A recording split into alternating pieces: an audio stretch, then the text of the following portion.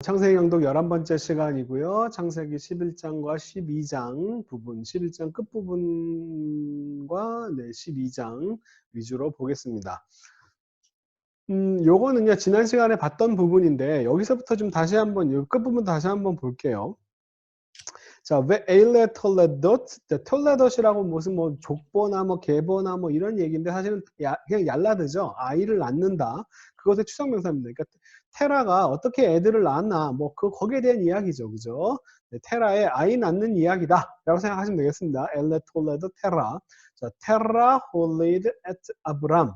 테라가 아브람을 낳았고 그리고 벳 나호를 낳았고 벳 하란. 자, 나호르와 하란을 낳았다. 그런데 하란은 홀리 자, 이거 만약 순서가 아브람, 나홀, 하란이 이거 뭐 대쌍둥이라고 하는 표현이 아니라면 그죠? 그냥 순서대로라면 아브람이 맨 처음인데 어쨌든 시작 자체를 나홀부터 하란부터 시작한 것도 좀 재밌습니다. 그런데 하란은 홀리드 에트 롯을 낳았다. 그러니까 롯을 설명하기 위해서 이제 하란을 얘기한 거겠죠. 이 목적이 사실 하란보다는 롯인 것 같아요.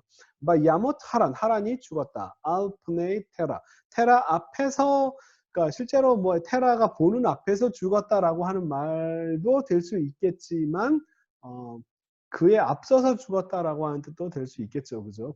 테라 아버지야, 그러니까 아버지보다 먼저 죽었다라고 하는 뜻도 충분히 가능할 겁니다. 알프네 테라 아비브 그의 아버지 테라 앞에서 하란이 죽었다. 그보다 먼저 앞서서 죽었다라고 하는 의미도 가능하고요. 자, 그러니까 이 히브리어에서 많은 것들이 이 전치사 같은 경우는 특히나 장소적인 의미와 시간적인 의미가 이렇게 함께 복합적으로 작용하는 그런 것들이 되게 많아요. 그죠?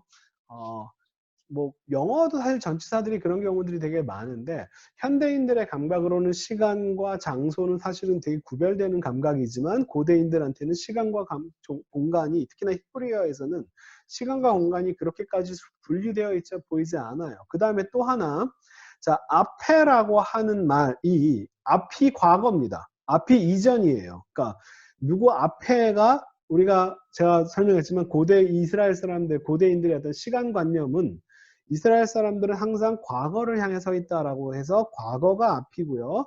미래가 뒤입니다. 그러니까 너의 뒤에 올 너의 후손 이렇게 이야기하는 것처럼 미래가 뒤이고요. 앞에 테라 앞이라고 하는 말은 테라보다 앞서서라고 하는 표현이고 테라보다 먼저 시간적으로 먼저 뭐 이런 표현으로 그러니까 장소적이면 테라 앞에서 시간적이면 테라보다 이전에 그러니까 앞이라고 하는 단어가 과거를 나타낸다. 이런 것도 여기서도 알 수 있겠죠. 고대인들은 과거지향적인 사람들이다. 자, 그의 아버지 테라에 앞서서 하란이 죽었다. 베에르츠 몰라드토 그의 태어난 땅인 태어난 땅에서 그 태어난 땅이 어디냐면은 우르 카스딤 카스딤의 우르 갈대아인들의 우르에서 그의 태어난 땅 고향. 그러니까 몰라드트를 그 뒤에도 나올 때도 자꾸 이제 친척이라고 본토 친척 아비의 집 이렇게 얘기하는데 사실은 저는 몰라드트는 태어난 곳이라고 하는 의미로 이해하시면 좋을 것 같아요. 에라츠 몰라드토 그의 태어난 땅에서 우르카슈딤에서 그의 아버지 자 그러면 하란은 그러니까 이건 이미 이제 하란이 죽은 것은 이미 이제 갈대아 우르, 그러니까 이제 뭐죠? 이 테라 가족이 이제 그 지역을 떠나기 전에 이미 하란은 이 갈대아 우르에서 이미 죽은 것이고요. 자, 그 다음에 바이카 아브람 이건 다 전에 했던 거라서 제가 하는 겁니다. 아브람 왜 나홀 자, 그가 아브람과 나홀을 위해서 아내들을 취했고 아내들의 이름들은 아브라함의 아내는 사라이고 나홀의 아내는 밀카 여왕이라고 하는 이름이죠. 하란의 딸 밀카와 그러면 사실 자기 조카랑 결혼한 셈이 되는 거죠. 그죠? 자, 하란은 또 아비 밀카의 아버지 하란의 딸 밀카 이런 식으로 반복적으로 쓸 필요가 있나? 아니면 자, 그 다음에 아비 이스카는 어떻게 되는지 설명은 안 되어 있고요. 밀카와 이스카의 아버지인 하란의 딸 밀가와 결혼을 했고요. 바테이 사라히 아까라 에인 라흐 발라드. 네, 이거는 뭐 이렇게밖에 쓸 수가 자음이 돼 있으니까 네, 뭐 아이라고 하는 단어로밖에는 설명이 안 되겠죠. 그녀에게는 아이가 없었다. 라고 하는 표현이고 그래서 테라가 그 다음에 아브라함 베노 베틀롯 아브라함과 롯과 그리고 사라 그의 며느리 사라를 데리고 그들과 함께 나왔다. 메이 우르카스딤 갈대아 우르에서 나와서 어디로 갔냐면은 랄레케트 아르사 케나안 가나안 땅으로 걸어가기 위해서 우르카스딤을 나왔고 그리고 가나안 땅으로 원래 가나안 땅으로 향했는데 가나안 땅에 들어가기 전에 중간에 하란에 이르렀다. 그러니까 이 이름은 다른 이름이죠. 말씀드렸지만 요 하란과 요 하란은 다른 이름입니다. 우리말로 쓸 때는 똑같이 써 있겠지만 이건 헤트고요. 헤입니다. 헤이와 헤트는 확실하게 다른 자음입니다. 전혀 그 뭐죠? 히브리어에서는 분명하게 구별되는 자음이기 때문에 이거는 뭐 헷갈릴 수 없습니다. 그러니까 다른 거죠. 하란에 이르렀다. 그리고 이 하란은요, 이 동생 하란, 지금 이 죽은 이 하란과 관련이 있기보다는 이 하란은 나홀의 성이다라 해서 나홀, 둘째 나홀과 관련이 되어 있는 그런 지역입니다. 자, 하란까지 들어갔다. 그리고 거기에 머물렀다. 그리고 여메이 테라 하메시 샤님. 자, 테라의 연수가 500년이 되었고 500살이죠. 500년 플러스 마타임 205세가 되었고 야못 테라 베 하란 하란에서 테라가 죽었다. 자, 요 하란과 하란은 헷갈리시면 안 됩니다. 어쨌든 테라가 하란에서 205살에 죽었다. 이거 중요합니다. 요런 숫자들이 네. 자, 205살에 죽었다. 자, 그리고 이제 12장으로 넘어가겠습니다. 드디어 이제 아브라함 소명 사건. 우리가 이 브레이크를 잡는 데가 이 보통 아브라함 소명 사건의 앞가지를 선 역사로 브레이크를 잡아요. 그게 무슨 말이냐면 제가 이제 그 바벨탑 사건을 해석을 할 때 있어서 바벨탑 사건 해석의 중요성이 뭐냐면 바로 이겁니다. 이 선 역사라고 하는 이름을 이 브레이크를 어디에서 잡느냐가 사실은 이 전체 성경을 이해할 때 굉장히 중요한 장면이에요. 자, 브레이크를 보통은 이렇게 잡아요. 1장부터 11장. 그 다음에 12장부터 이제 족장사 이런 식으로 이야기하면서 브레이크를 여기서 잡습니다. 근데 이 브레이크를 여기서 잡는 이유가 뭐냐면 이 바벨탑 사건 때문이에요. 바벨탑 사건을 어떻게 이해하는 거냐면 자, 이 스토리 라인을 보시면 예를 들면 창조가 있고요. 하나님께서 창조하시고 그 다음에 그 아담과 하와와 그 선악과 사건이 있고 그 다음에 가인과 아벨 사건이 있고요. 그 다음에 홍수 사건이 있고 그 다음에 바벨탑 사건이 그 다음에 나오고요. 그죠? 자, 그러니까 여기까지를 어떻게 보는 거냐면 자, 창조하고 근데 하나님께서 참 아름답게 창조하셨는데 그다음부터 인간이 점점 망가지는 거예요. 망가져서 홍수까지 막 여기서 나빠지고 또 바벨탑에서 막 하나님을 막 공격하고 막 인간이 교만해지고 막 이런 식으로 이 바벨탑을 이해하고 그러니까 다른 민족들은 다 나쁘고 그 다음에 뭐냐면은 12장 그런데 아브라함만 이런 식으로 보는 거예요. 이게 바로 선민 사상이 여기서 나오는 겁니다. 다른 민족들은 다 나쁘고 네. 다른 민족들은 다 나쁘고 12장 아브라함부터 족장사라고 해서 아브라함부터 이제 좀 훌륭한 인간이 하나님께서 얘만 훌륭하게 생각했다. 뭐 이런 식으로 선택의 어떤 그런 건데 제가 얘기하는 저는 브레이크가 여기서 잡혀 있다고 생각하는 거예요. 홍수에서 브레이크가 잡힌다. 여기까지가 선역사고 홍수 이후에 하나님께서 다시 재창조, 제2의 창조를 하시면서 그 다음부터 이 재창조한 세계에 대해서 다시 한번 생육하고 번성하고 그 다음에 땅을 가득 채워라 라고 하는 이 명령을 하시고 이 명령들에 의해서 우리가 계속 9장 이하부터 계속 10장에 계속 여러 민족으로 퍼졌다라고 하는 이야기를 계속하고 이것은 다 한 뿌리에서 나온 한 가족들이다라고 이야기하는 거죠. 그리고 그 중에 이제 그렇게 온 땅으로 흩어지는 와중에 하나의 이그젬플로서 하나의 하나님의 구원사를 보여준 하나의 이그젬플로서 지금 아브라함의 포커스를 두고 이야기를 시작했다라고 하는 겁니다. 그래서 세상 모든 건 다 나쁜데 아브라함만 훌륭하다라고 보는 것이냐? 아니면 이 지금 재창조 이후에 그냥 이 역사 속에서 하나님께서 모든 민족을 다 구원하실 건데, 그죠? 왜냐하면 이 아브라함한테 축복할 때도 항상 이렇게 얘기하죠. 모든 민족이 다 구원을 너로 인해서 다 구원받기 위해서라고 하는 표현들이 나오는 것을 보면, 그러니까 모든 민족을 구원하려고 하시는 하나님의 그 구원 사역에 하나의 이그젬플로서 아브라함을 들었다. 이것은 이렇게 보는 관점은 사실 이스라엘과 유대와 이런 것들을 근본적으로 다르게 보는 관점들을 가지고 있다고 저는 생각합니다. 그래서 브레이크를 어디다가 두느냐. 여기서는요. 이 11장의 이야기와 12장의 이야기는 사실 연결되는 구절입니다. 여기서 잘라지는 내용이 아니에요. 여기서부터 사실은 데라부터 시작하는 스토리, 그 다음에 이 얘기는 데라가 이동을 시작한 이야기도 마찬가지로 하나님께서 온 땅에 흩으셨다라고 하는 이 명령과 관련되어 있는 이야기라고 저는 생각합니다. 그러니까 관련 속에서 읽어야 됩니다. 자, 여기까지였고요. 그 다음에 계속 12장을 읽도록 하겠습니다. 오늘 할 내용 12장을 보도록 하겠습니다. 자, 바이오메르 아도나이 엘 아브람 레클레카 네 메이 아르체카 우미몰라드테카 우미베이트 아비카 엘하르츠 아쉐르 아르체카 네 아르에카 저는데 아르에카. 자, 주님께서 아도나이께서 말씀하셨다. 엘 아브라함에게. 자, 레클레카. 이건 제가 말씀했죠. 이거 레클레카를 네 자신을 위해 가라. 이건 히브리어 기초문법만 어디서 배우신 분들이 하는 소리고요. 이 명령형의 이 레카는요. 워낙 그냥 흔하게 추임새 비슷하게 그냥 청유형 어휘 정도로 이해하시는 게 좋겠습니다. 그냥 가라예요. 그냥 가라. 너는 가라.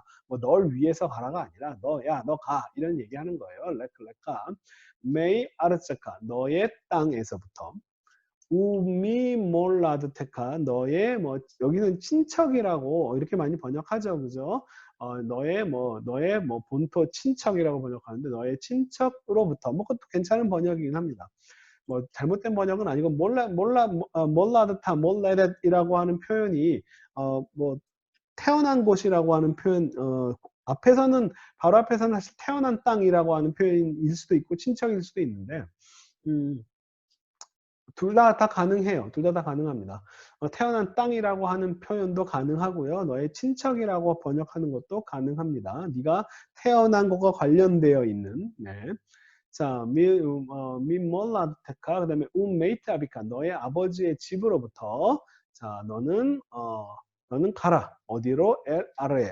아레츠. 그 땅으로. 어떤 땅이냐면 아르에카. 내가 너에게 보여줄 땅으로 가라 라고 요렇게 자 레크라고 명령형으로 이야기하고 그 다음에 바 에세카라고 하는 이 형태가 나옵니다. 자, 남목사님 12장 2절 한번 부탁드리겠습니다. 네, 에스카 레코이 가돌 바 아바레카 바 아그델라 쉐메카 베헤예 베라카.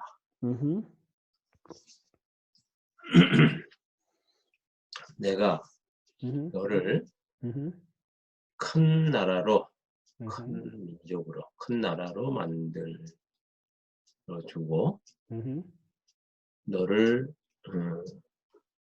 복을 주고 너의 이름을 크게 하겠다. 그리고 너는 복이 될 것이다. 될 것이다는 아닙니다. 네. 흐예가 뭐예요? 명령형이죠? 될 것이다가 아니에요? 그렇죠. 되기를 원한다? 만약에 될 것이라면 백카탈 패턴으로 왜 하야를 뭐 쓰든지 아니면은 뭐 왜 이흐예를 쓰든지. 그런데 흐예라고 하는 것은 하야 동사의 명령형입니다. 네. 너는 복이다? 너는 복이 되어라죠. 복이 되어라. 네. 2인칭 명령형입니다. 흐예 베라카는 너는 복이 되어라 라고 얘기하는 거예요. 네. 네가 복이 될 것이다가 아닙니다. 자, 근데 이거 제가 이 얘기도 말씀드렸죠. 제가 계속 이야기하는 소위 말하는 발러티브 시퀀스라고 하는 거, 청유형 시퀀스가 이게 바로 여기서 연결되는 거예요. 이게 뭐냐면 그냥 명령형 다음에 야, 너 이렇게 해라. 그 다음 뭐뭐 해라. 그 다음 뭐뭐 해라. 라고 쓰려면 백카탈 동사를 그냥 쭉 쓰면 돼요. 그러면 너 이거 하고, 그 다음 이거 하고, 그 다음 이거 하고 이런 의미가 쭉 됩니다. 자, 근데 백카탈이 아니라 명령형 지금 청유형이 나오고 그 다음에 지금 바브와 그 다음에 그냥 익톨이 아니라 여기서는 지금 코올타티브 1인칭 청유형이 나오고요. 1인칭 청유형과 청유형이 두 번 나오고 이걸 제가 청유형이라고 이 에세카를 청유형이라고 보는 이유는요. 요거 아그달라가 청유형이잖아요. 그죠? 요게 청유형이기 때문에 요것도 청유형으로 보는 게 좋겠습니다. 그 아브라카는 다 인칭 어미들이 왔기 때문에 요 자체로는 청유형인지 아닌지를 구별하기가 조금은 어렵습니다만 그렇지만 아그달라 같은 청유형이 나왔기 때문에 이것도 다 청유형으로 보는 게 좋을 것 같아요. 근데 청유형이 아니어도 그냥 익톨도 마찬가지입니다. 익톨도 마찬가지고요. 그 다음에 또 하나 맨 마지막에는 2인칭 명령형이 나왔어요. 이게 다 뭐냐면 2인칭 청유형인 명령형이 나왔죠. 2인칭 청유형. 이게 지금 청유형 시퀀스예요, 이게. 그러니까 명령형 다음에 이렇게 해라. 그 다음에 이렇게 해라. 이 다음에 이렇게 해라. 이렇게 얘기하는 것은 사실은 요 백카타를 쓰면 됩니다. 그런데 그렇게 쓰지 않고 지금 명령형, 바브와 1인칭 청유형, 바브와 1인칭 청유형, 바브와 1인칭 청유형, 그 다음에 2인칭 청유형인 명령형이 나오는 요 패턴으로 되어 있어요. 자, 그래서 먼저 동사는 레크가 먼저 명령형으로 2인칭 명령형으로 나왔고 그 다음에 바브와 청유형, 바브와 청유형, 바브와 청유형, 그 다음에 바브와 명령형 2인칭 이런 식으로 돼 있어요. 이러면 저는 이것이 어떤 이거 다음 이런 의미라기보다는 이 바브들이 아주 긴밀하게 문장들을 서로 연결해 준다. 그래서 자, 너는 가라. 근데 가는데 왜 가냐 하면 네가 가는 것은 내가 너를 큰 민족으로 만들어 주기 위해서 너는 가는 것이다. 그죠? 근데 내가 너를 큰 민족으로 왜 만드냐 하면 너를 축복하기 위해서고 너를 축복한다는 것의 의미는 축복을 왜 하느냐? 축복의 의미의 내용이 뭐냐 하면은 이름을 크게 만들어 주겠다라고 하는 것이고요. 이름을 크게 만들어서 뭐 어쩌려고? 네? 이름을 크게 만들어서 뭐가 어떻게 되냐 하면은 네가 만민에게 다 복이 되도록, 그죠? 네가 만민에게 다 복이 되는 것이 이것이 이 복의 어떤 최종 목적 같은 그런 의미로 이해하시면 좋겠습니다. 이런 식으로 지금 계속 연결되어 있어요. 일종의 그러니까 이 바브들이 서로 이 명령들을 그 다음 이야기라기보다는 같이 한꺼번에 지금 어떤 아주 긴밀하게 서로 문장들을 서로 연결해주는 역할을 하고 있다. 라고 하는 게 제가 얘기하는 발러티브 시퀀스라고 하는 그런 거고 해석할 때 주로 어떤 목적 같은 것으로 이해하셔도 괜찮겠습니다. 자, 아직 문장이 안 끝났어요. 가라라고 하는 명령이 바브로 계속 연결돼서 아직 안 끝났습니다. 자, 김태중 선생님 12장 3절 부탁드릴게요. 네. 바바라카 메바레헤카 우메칼렐레카 아오르 페니브레후 베카 콜 미슈페호트 하아다마. 내가 너를 축복하는 자를 네. 축복하기를 원하고 너를 저주하는 자를 내가 저주하기를 원한다. 그리고 그 땅의 패밀리들이 모든 패밀리들이 너로 인해서 축복을 받을 것이다. 네. 네. 를 원한다? 모르겠어. 네. 왜냐하면 여기서 다 청형이죠. 그죠? 아직 문제 안 끝났습니다. 네. 자, 그렇게 해서 네가 축복이 된다는 것의 의미가 무엇이냐 하면은 그것은 내가 아바라카 메 바라케카. 자, 내가 이것도 청유형 거죠. 코올타티브 패턴이죠. 1인칭 청유형입니다. 내가 메 바라크는 요거는 PL PL 분사 패턴이죠. 그죠? 메바르 중복다게스가 PL이니까 예카텔 패턴으로 써야 되는데 메카텔 패턴이 돼야 되는데 중복다게스 못 오니까 메바르케카. 그러니까 이거는 보르라고 하실 때 발음할 수가 없어요. 메보르가 아닙니다. 이렇게 나와 있어도. 왜냐하면은 파타그 다음에 중복다게스가 와야 되니까요. 중복다게스 못 와서 보상적 장엄화가 벌어진 거기 때문에 메바르케카. 자, 너를 축복하는 자를 내가 축복하고 싶다. 자, 네가 복이 된다라고 하는 것의 의미는 이런 것입니다. 그 다음에 또한 우메칼레카. 자, 칼날이 이제 원래는 어근이 칼날이고요. 칼날. 이거는 사실 이거는 바이폼인데요. 칼라하고도 비슷합니다. 사실은 칼라. 이 둘 다 어근이 무슨 뜻이냐면 기본적인 뜻은 가볍다란 뜻이에요. 가볍다. 네, 칼날과 칼라. 그러니까 상대방을 가볍게 여기다가 이게 상대방을 무겁게 여기다가 경외하고 존경하고 좋아하는 거죠. 그죠? 상대방을 가볍게 여기다는 나쁜 겁니다. 그러니까 너를 가벼이 여기는 자, 그걸 주로 이제 저주하다라고 많이 번역하죠. 이 칼날은 특별히 좀 번역할 때 이걸 두 개를 좀 약간 구별하는 경향이 있어요. 칼날은 그래서 원래 가볍다는 뜻에서 왔는데 이거는 결국 이 아라르라고 하는 단어, 저주랑 이제 거의 비슷한 단어로 쓰고 있다라고 PL로 쓰이면 저주하다고. 이 칼라는 히필 패턴으로 써서 이건 상대방을 경멸히 가벼이 여기다라고 하는 식으로 그냥 그대로 원래 이 가볍다라고 하는 말의 의미를 그대로 살려서 많이 씁니다.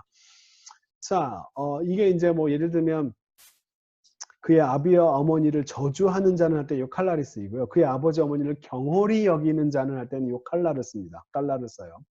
자, 메칼레카 너를 저주하는 자, 너를 가볍게 여기는 자, 너를 무시하고 너를 저주하는 자는 아라르가 또 저주하다죠. 내가 저주를 할 것이다. 자, 그리고 또한 그것이 그래서 이 최종 목적이 뭐냐 하면은 니브라크베카 네 안에서 혹은 너로 인해서 뭐 너 때문에 뭐 너에 의해서 잘 모르겠지만 전시사 베이트를 어떻게 해야 될지 네 안에서 콜 미시페 홑 하다마 땅의 모든 족속들이 너희 안에서 다 복을 받을 수 있도록. 자, 요 니팔 패턴에 대해서 사실은 이것은 해석상으로 크게 두 가지로 나누어집니다. 하나는 수동태. 니팔의 수동태. 두 번째는 뭐냐 하면은 상호태나 제기태 정도로. 이렇게 이해하는 니팔의 의미가 원래는 니팔은 칼의 수동이기보다는 원래는 상호태 제기태잖아요. 근데 이것도 하나님의 또 직접 인용문에서 나오는 거기 때문에 이 원래적인 의미는 상호태나 제기태에 더 가깝지 않을까. 그런데 이렇게 되면요. 그러니까 해석이 어떻게 되냐면 자, 너로 인해서 네 안에서 모든 민족이 스스로를 축복한다. Bless themselves. 이렇게 번역할 수도 있고요. 혹은 bless one another. 서로 축복한다. 자, 그러면 재밌는 현상은 뭐냐면 수동태가 되면요. 너로 인해서 너 때문에 너에 의해서 모든 민족이 다 복을 받는다라고 하면 수동태가 훨씬 더 그러니까 아브라함은 이제 이스라엘 민족, 그 다음에 그 외에 나머지 온 세상의 모든 민족은 이제 그 이방인들이라고 생각을 하면 오히려 수동태로 번역을 하면 보다 더 이스라엘이 좀 더 우위에 서 있을 것 같고, 그 다음에 상호태나 제기태로 번역을 했을 경우에는 오히려 약간은 이 전치사 베이트의 의미를 어떻게 이해해야 될지 약간은 갸우뚱하기는 합니다만, 그렇지만 너 안에서 모든 민족들이 서로 축복한다 라고 하면 이 역할이 좀 약간은 반감되는 느낌이 나잖아요. 그래서 오히려 이 수동태보다 유대인들 같은 경우는 상호 제기태보다는 수동태를 더 선호할 것 같은데, 재밌는 현상이 하나 있어요. 뭐냐면 유태인들 번역들이 이 상호태, 제기태, 특히 제기태를 선호합니다. 제가 한번 보여드릴게요. 그게 어디 있나?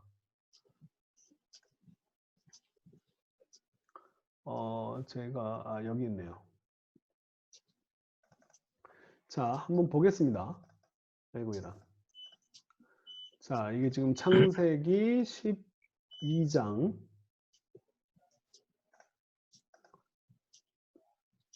3절이죠. 보시면요.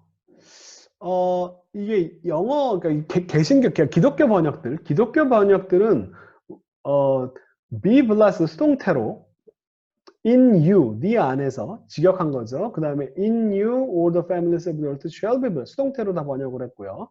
자, CEB는 좀 더 노골적으로 번역했네요. because of 너 때문에 온 땅의 모든 민족이 다 축복을 받는다. NIV도 blessed through you, 너를 통해서. 너 때문에보다는 너를 통해서가 좀 더 나을까? 글쎄요. 자, in you, 네 안에서 너 땅의 모든 민족이 shall be blessed. 수동태로 번역해놨어요. 근데 재밌는 것은 CJV도 유대인 주이시 번역인데 여기서도 수동태로 번역했네요. 근데 JPS 보십시오. JPS도 수동태로 번역해놨구나. 근데 이 뉴 제루살렘 바이블의 타나크 보시면요. 재밌게도 will bless themselves by you 이렇게 번역해놨어요. 제기태로 번역해놨습니다. 저는 상호태도 가능하지 않을까 싶어요. 서로 축복하다. 이것도 하나의 방법 중에 하나다. 자, bless themselves 혹은 bless one another 서로 축복한다. 그때 그러면 베카 네 안에서라고 하는 표현을 어떻게 이해해야 될까도 사실은 고민이긴 합니다만, 자, 이 전치사 make가 어떤 수동태의 의미상의 주어가 될 수 있느냐? 너에 의해서 복을 받는다. 영어의 이 by처럼요, because of you나 뭐 by you 이런 식으로 과연 번역할 수 있느냐에 대해서도 사실은 조금은 뭐 문제가 될 수는 있습니다. 자, 자 다시 돌아왔습니다. 그래서 이 니브라코라고 하는 것을 이해하는 방식이 꼭 반드시 한 가지는 아니다. 그죠? 제기나 수동태나 아니면 상호태나 이런 식으로 여러 가지로 이해할 수 있다는 거예요. 그것도 알아두시고, 또 하나는 이런 것들이 긴밀하게 연결해서 결국 사실은 이 복의 최종 목적이 뭐냐 하면은 이거다. 최종 목적이 온 땅의 모든 백성이 네 안에서. 자, 근데 이걸 갖다가 여러분, 자, 요 부분을 해석하는 방식도 좀 주의해 주십시오. 뭐냐면 하나님께서 이렇게 이야기하는 장면이 어디로 나오냐 하면은 가인한테도 그렇게 이야기하죠. 그죠? 너를 축복하는 자를 축복하고 너를 저주하는 자를 내가 저주해서 너를 죽이는 자는 내가 7배나 벌을 내리겠다. 라고 하는 하나님이 마치 협박 같은, 폭력의 협박 같은, 그러니까 어떤 면에서 폭력을 더 큰 폭력으로 방지하는 듯한 표현이 나오지만 그 표현의 결과는 뭐냐면, 자, 하나님께서 야, 너를 축복하는 사람은 복을 받을 거고 너를 벌하는 사람은 더 큰 벌을 받을 거야 라고 얘기를 하면 그 말을 아는 사람들은 가인을 보고 나쁘게 대할 리가 없겠죠. 그죠? 가인을 잘 대할 겁니다. 그죠? 그래서 결국 최종 목적이 뭐냐면, 그래서 가인이 죽임을 면했다예요. 목적이 그겁니다. 그래서 하나님의 이 말씀의 이 말의 포커스가 너를 축복하는 자를 축복하다라고 하는 것에 있지, 너를 저주하는 자를 저주하는 것에 여기에 포커스가 있는 건 아니에요. 이것은 너를 만나는, 이렇게 이야기를 해야 너를 만나는 모든 사람들이 너를 저주하지 않고 다 축복할 거기 때문에 여기에 오히려 포커스가 있는 거라고 보시면 될 것 같아요. 그러니까 하나님께서 가인한테 너를 죽이는 자는 7배로 보복해 주겠다. 이렇게 얘기했으면, 그러면 사람들이, 그러면 쟤를 죽여야겠다. 이런 생각을 하겠습니까? 안 하겠죠. 그죠? 그 말의 의미가 뭐든 간에, 7배의 보복을 받는다는 의미가 뭐든 간에, 어쨌든 그것이 결국은 어떤 이런 저주를 바로 방지하는 역할을 하고 있는 거예요. 그래서 이렇게 되면, 이런 소식이 알려지면, 하나님이 얘를 이렇게 보호하고 있다라고 하는 걸 알려지면, 결국은 사람들이 저기 뭐죠? 아브라함을 만나는 모든 사람들은 아브라함한테 잘 대해주고, 그래서 모든 백성들이 다 복을 받게 된다. 라고 하는 그런 식의 의미로 이해하는 것도 하나의 방법입니다. 자, 여기까지였고요. 그러니까 어쨌든 이 하나님의 축복의 최종 목적이 항상 이거예요. 이 부분이 빠지면 안 됩니다. 그러니까 선민 사상이라고 하는 것만 강조해서 하나님이 이 민족만 선택했고 나머지는 다 나쁜 놈들이라서 얘들 다 죽여야 되고 이 민족만 선택해서 이 민족만 하나님께서 들었습니다. 이거 아니에요. 그렇지 않습니다. 하나님의 이 아브라함을 선택하고 아브라함을 축복한 그 축복의 최종 목적이 온 땅의 모든 패밀리들이 다 축복을 받기 위해서가 최종 목적이에요. 이걸 수동태로 이해하든 상호태로 이해하든 적의태로 이해하든. 네. 자, 그러니까 이런 부분들을 빼놓으면 안 됩니다.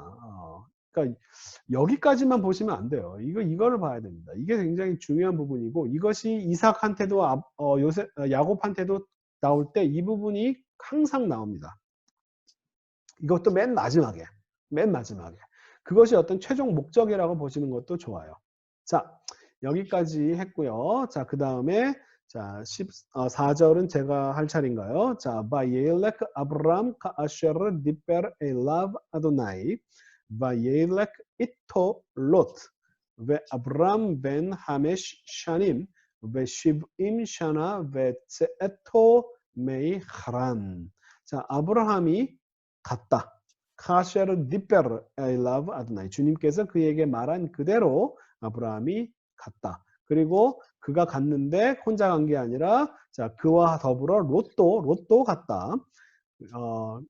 그 다음에 부연설명 보죠. 그런데 롯이 그와 함께 따라갔는데 그 당시에 아브라함은 벤 하메시 샤님 베 시브임 샤나.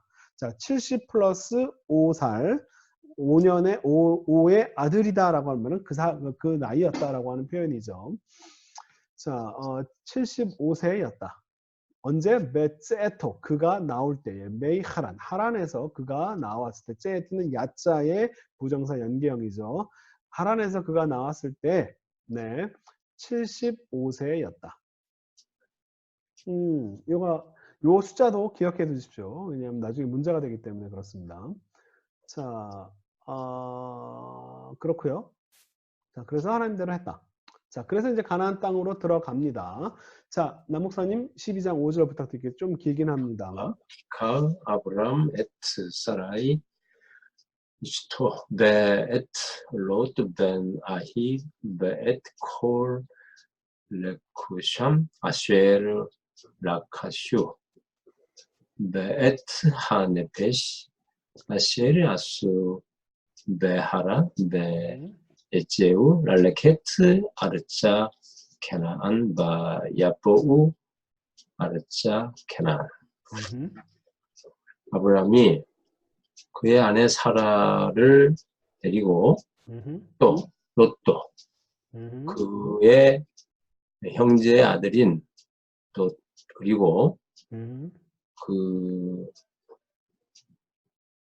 그가 얻은 모든 재산들 그리고 사람들 하란에서 얻었던 네. 모든 사람들. 네, 이제 뭐 만들었던이죠. 이거 라카시 같은 경우는 뭐 재산이라고 볼 수 있겠고, 네페시는 사람, 목숨, 생명, 네, 아수 만들어진, 네, 그들이 만든 네, 모든 생명들을 데리고 갔다. 예제우 누가 빠졌죠? 여기서 누가 빠져요? 아브라함이 그러니까 데라가 하란까지 왔고, 그죠? 네. 근데 그 중에서 아브라함이 거기에 있는 모든 사람을 데리고 다 가나안 땅으로 간 게 아니라 누가 빠졌죠?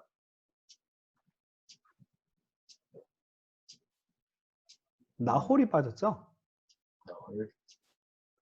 자, 여기서 보면 데라가 아브라함과 롯과 하란은 안 데려갔네요. 나홀은 데리고 간 것이로 안 나오네요. 그죠? 재밌네. 그것도 재밌네. 나홀 이야기는 빠졌습니다. 나홀 이야기는 없어졌네요. 재밌네. 그것도. 자, 어쨌든 네, 지금 얘들만 데리고 마치 간 것처럼. 근데 사실은 이 하란 지역은 사실은 나홀의 성이라고 불려지고 사실은 나홀이 여기 살고 있는 것처럼 이야기되고 있는데 여기서 나홀의 이야기는 없네요. 신기하게. 네. 재밌습니다. 그것도. 자, 어쨌든 그렇고요. 그 다음에 네. 자, 그래서 목숨들을 하란에서 만든 그 모든 생명체들을 꼭 뭐 이거는 이 생명체가 그리고 꼭 뭐 사람들이라고만 할 수는 뭐 없을 수도 있겠는데 네페시는 뭐 동물들도 가능하겠죠. 동물까지 다 포함해서 걔네들 데리고 네. 그리고 가나안 땅으로 가기 위해서 갔다. 네, 출발했다. 그 다음에 그래서 그들이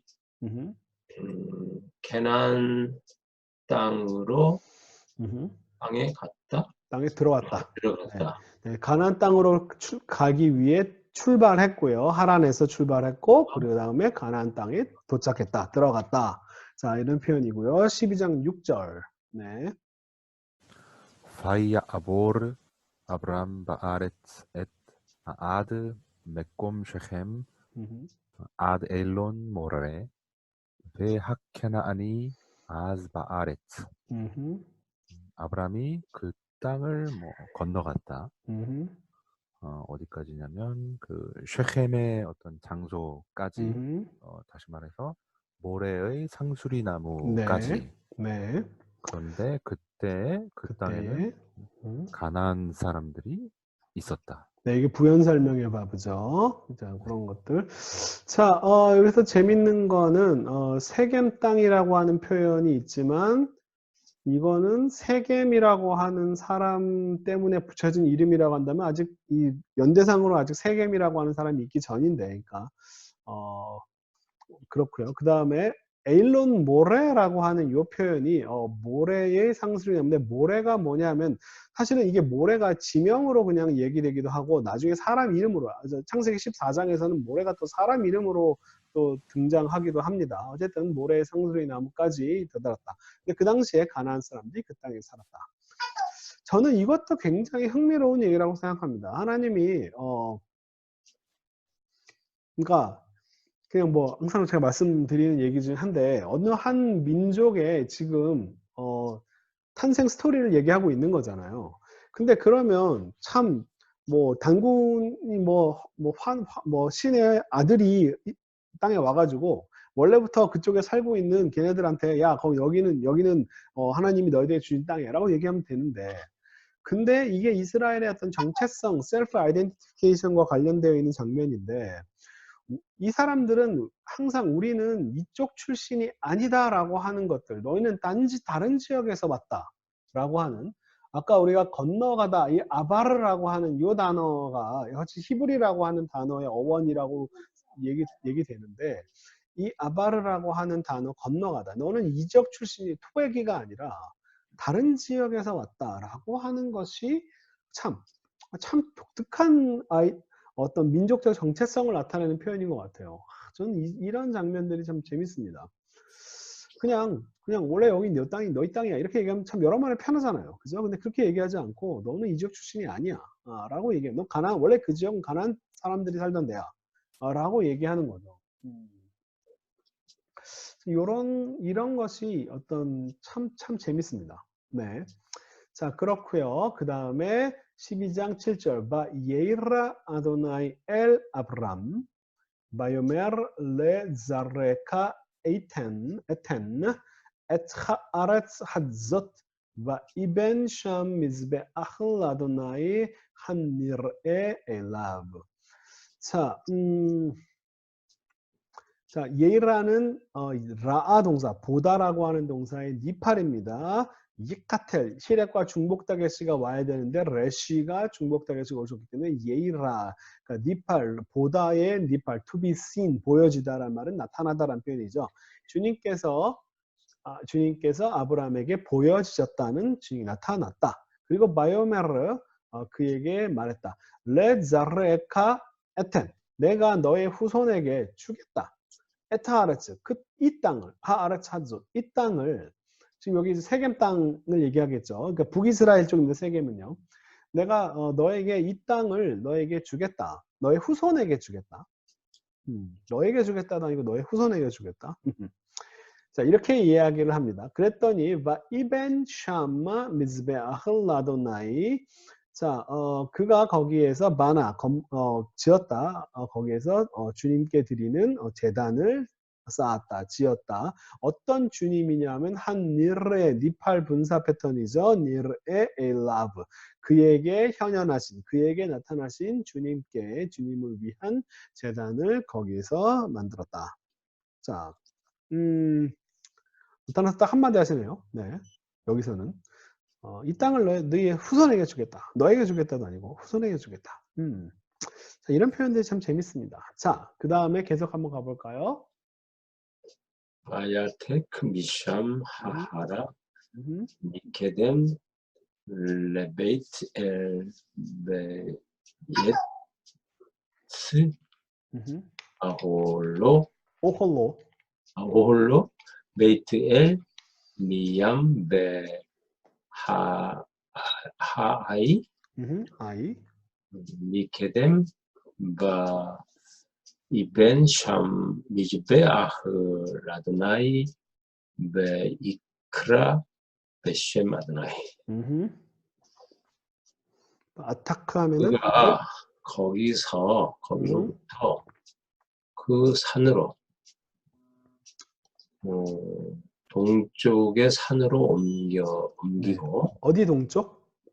그 베이트 엘 산의 동쪽인가요? 네, 베이트엘의 동쪽입니다. 베이트 엘의 동쪽, 그 산 베이트 네. 엘의 동쪽으로 네. 옮기고 동쪽에 있는 산 쪽으로, 베이트엘 동쪽에 있는 산으로 옮겼고, 그리고 막 어디에 거기다 쳤다. 천막을 쳤다. 천막을 그의 천막을 쳤다. 미얌, 그 바다니까 서쪽? 바다, 그렇죠. 바다 네. 쪽, 네. 서쪽, 그 베텔 서쪽에 쳤다, 장막을. 서쪽으로는 베델이고, 그 다음에 하아이 미케덴, 동쪽으로는 아이다. 그렇죠. 네, 그러니까 아이라고 한 단어도 정관사가 붙었네요. 지명에 정관사를 쓰는 경우들이 있어요. 네. 네, 그래서 그러니까 베델과 아이의 중간 지역에다가 천막을 쳤다라고 하는 표현이겠죠, 그죠? 네. 그곳에 거기에 주께 여호와께 제단을 쌓고 만들고 여호와의 이름을 불렀다. 네, 주님의 이름을 불렀다. 이것도 사실은 나중에 그 이름을 뭐 모세한테 처음으로 알려줬다라고 하는 것에 또 어긋나는 그런 표현이죠. 자, 바이크라 베셴 아드나이, 주님의 이름을 부른 건지, 네, 주님의 이름으로 그 장소에 어떤 그 지명을 붙였는지, 이 두 가지 해석도 가능할 수 있겠긴 하겠습니다. 자, 어쨌든 주님께 제단을 거기에다가 쌓았고요. 그러니까 이런 것들이 지금 다 뭐냐 하면 일종의 영역 표시 정도로 생각하셔도 괜찮아요. 그러니까 나중에 이스라엘 땅이 되는 그런 지역들을 지금 돌아다니면서 뭐 천막을 짓고 뭐 그다음에 제단을 쌓고 이런 것들이 다 나중에 그러니까 이스라엘의 어떤 지명이 어디까지가 이스라엘 지역인지, 그러니까 이스라엘도 또 중요한 지역들이 어디 지역인지 뭐 이런 것들을 쭉 설명하는 어떤 그런 부분일 수도 있을 겁니다. 자, 19절 보겠습니다. 바이사 아브람 할로흐 페나스와 한네그바. 아브람이 여행하였다. 계속해서 남쪽으로 여행했다. 네, 잘 번역하셨는데요. 지금 여기 보면 할로크라고 하는 요 지금 부정사 절대형 요 표현 주의하세요. 이거 그 다음에 여가 나싸 동사의 부정사 절대형이 또 쓰였죠. 나쏘아 이런 식으로. 이 할로크 베 나쏘아, 이 할로크라고 하는 단어가 나중에 이제 홍수 때도 홍수 때 우리가 홍수 그 문장을 제대로 안 밟구나. 홍수설화에서도 이 표현이 똑같이 등장하는데, 홍수 이야기에서도 이 표현이 등장하는데, 이 할로크가 부정사 절대형을 어떤 의미로 쓰냐면은 계속적으로 이런 표현으로 쓰시면 물이 늘어났다 계속적으로, 물이 빠졌다 계속적으로 할 때 이 할로크라고 하는 단어를 부정사 절대형을 앞에다 쓰고 그 다음에 또 부정사 절대형을 연달아 나란히 쓰는 이런 패턴으로 이렇게 씁니다. 그러니까 요 이사 아브라함 할로크는 일종의 이 부정사 절대형은 저는 동사적 부사라고 이해를 하는 게 더 좋은데 일종의 부사적인 역할을 하는 거예요. 네. 계속해서 이 나사라는 행위를 계속적으로 했다. 그 다음에 어디까지? 네게바까지. 그러니까 일종의 이것들이 다 아주 이제 서쪽 네게바라고 하는 표현은 사막이라고 볼 수도 있고 네게브 사막이라고 볼 수도 있고 아니면 그냥 방향을 남쪽이라고 이렇게 이해하셔도 괜찮습니다. 남쪽으로 계속 갔다. 그러니까 지금 이제 북이스라엘 쪽에서부터 왔다 갔다 하면서 점점 남쪽으로 내려오는 그런 이야기들이죠, 그죠? 자, 그러니까 여기가 결국 이스라엘 일종의 땅밟기를 하고 있는 겁니다. 자, 그 다음에 10절은 제가 할 차례군요. 그쵸? 네, 바예히 라아브 바아라츠 바예이레드 아브람 미츠라이마 라구르 샴 키카베드 하라아브 바아라츠. 참 이것도 너무 재밌어요. 항상 자, 하나님께서 야 내가 너에게 지시할 땅으로 가라. 내가 너에게 이 땅을 줄 거야. 라고 얘기하고 너희 후손에게 줄 거야. 라고 해서 갔는데 가서 맨 처음 벌어진 일이 뭐냐면 기근이 그 땅에 들었답니다. 야, 참 이런 것들이 야, 그 땅에서 잘 먹고 잘 살아야지. 그죠? 이런 것들이 너무너무 재밌습니다. 이게 성경이 다른 것들과 너무 다른 거예요. 그러니까 가면 거기서 정말 잘 먹고 거기서 잘 살아야 되는데 가자마자 그 땅에 가자마자 맨 처음 사실 벌어진 일이 뭐냐면 기근이 들었다예요. 그래서 막 얘를 내려갔답니다. 아브라함이 미츠라이마 이집트로 내려갔다. 왜 뭐 하려고? 라구르샴. 거기에서 구르는 제가 난민이라고 번역하는 표현이죠. 난민으로 살기 위해서, 얹혀 살기 위해서. 왜냐하면 카베드 하라아브 바레즈 그 땅의 기근이 너무 무거웠다, 심했다, 그죠? 그 땅의 기근이 너무 심해서 그 땅에 살 수가 없는 거예요. 하나님께서 내가 보일 땅으로 가라라고 했는데 사람들도 이거 가지고 아직 아브람 시절이었고 하나님은 그 땅에 있기를 원했는데 그 땅에 있기를 원했는데 얘가 하나님의 명령을 거역해가지고 이집트로 갔다. 그래서 막 벌어진 안 좋게 해석하는데 저는 그렇게 생각하지 않습니다. 기본적으로요, 기근이 들거나 풍년이 들거나 이게 다 하나님께서 하시는 일이에요. 그러니까 하나님의 이 기근이 들었다라고 하는 것을 하나님께서 그 땅에 더 이상 사람이 살 수 없게 하셨다라고 이렇게 보시는 것도 전혀 문제될 게 없는 해석입니다. 그 땅에 기근이 있었다라고 하는 이 표현이 이건 하나님께서 하신 일이지 하나님이 관련하지 않은데 갑자기 기근이 있다 이런 얘기는 아니에요. 그러니까 기근이 너무 심해서 사람이 더 살 수 없을 정도로 기근이 심해서 그 다음에 아브라함이 이집트 방향으로 내려간 겁니다. 자, 그래서 이것을 아브라함이 무슨 하나님께 순종하지 않았다 이런 식의 해석도 저는 이거는 하나님이 너 내려가지 말라고 그랬는데 왜 갔니? 이런 식으로 이렇게 얘기하지 않아요. 그런 얘기 안 합니다. 자, 12장 11절 보겠습니다. 바예히 바예히 카쉐르 그리브 라보 미즈라이마 바요멜 엘 사라이 슈토 힘내 나 야다 디키 이샤 예팟 마레 아트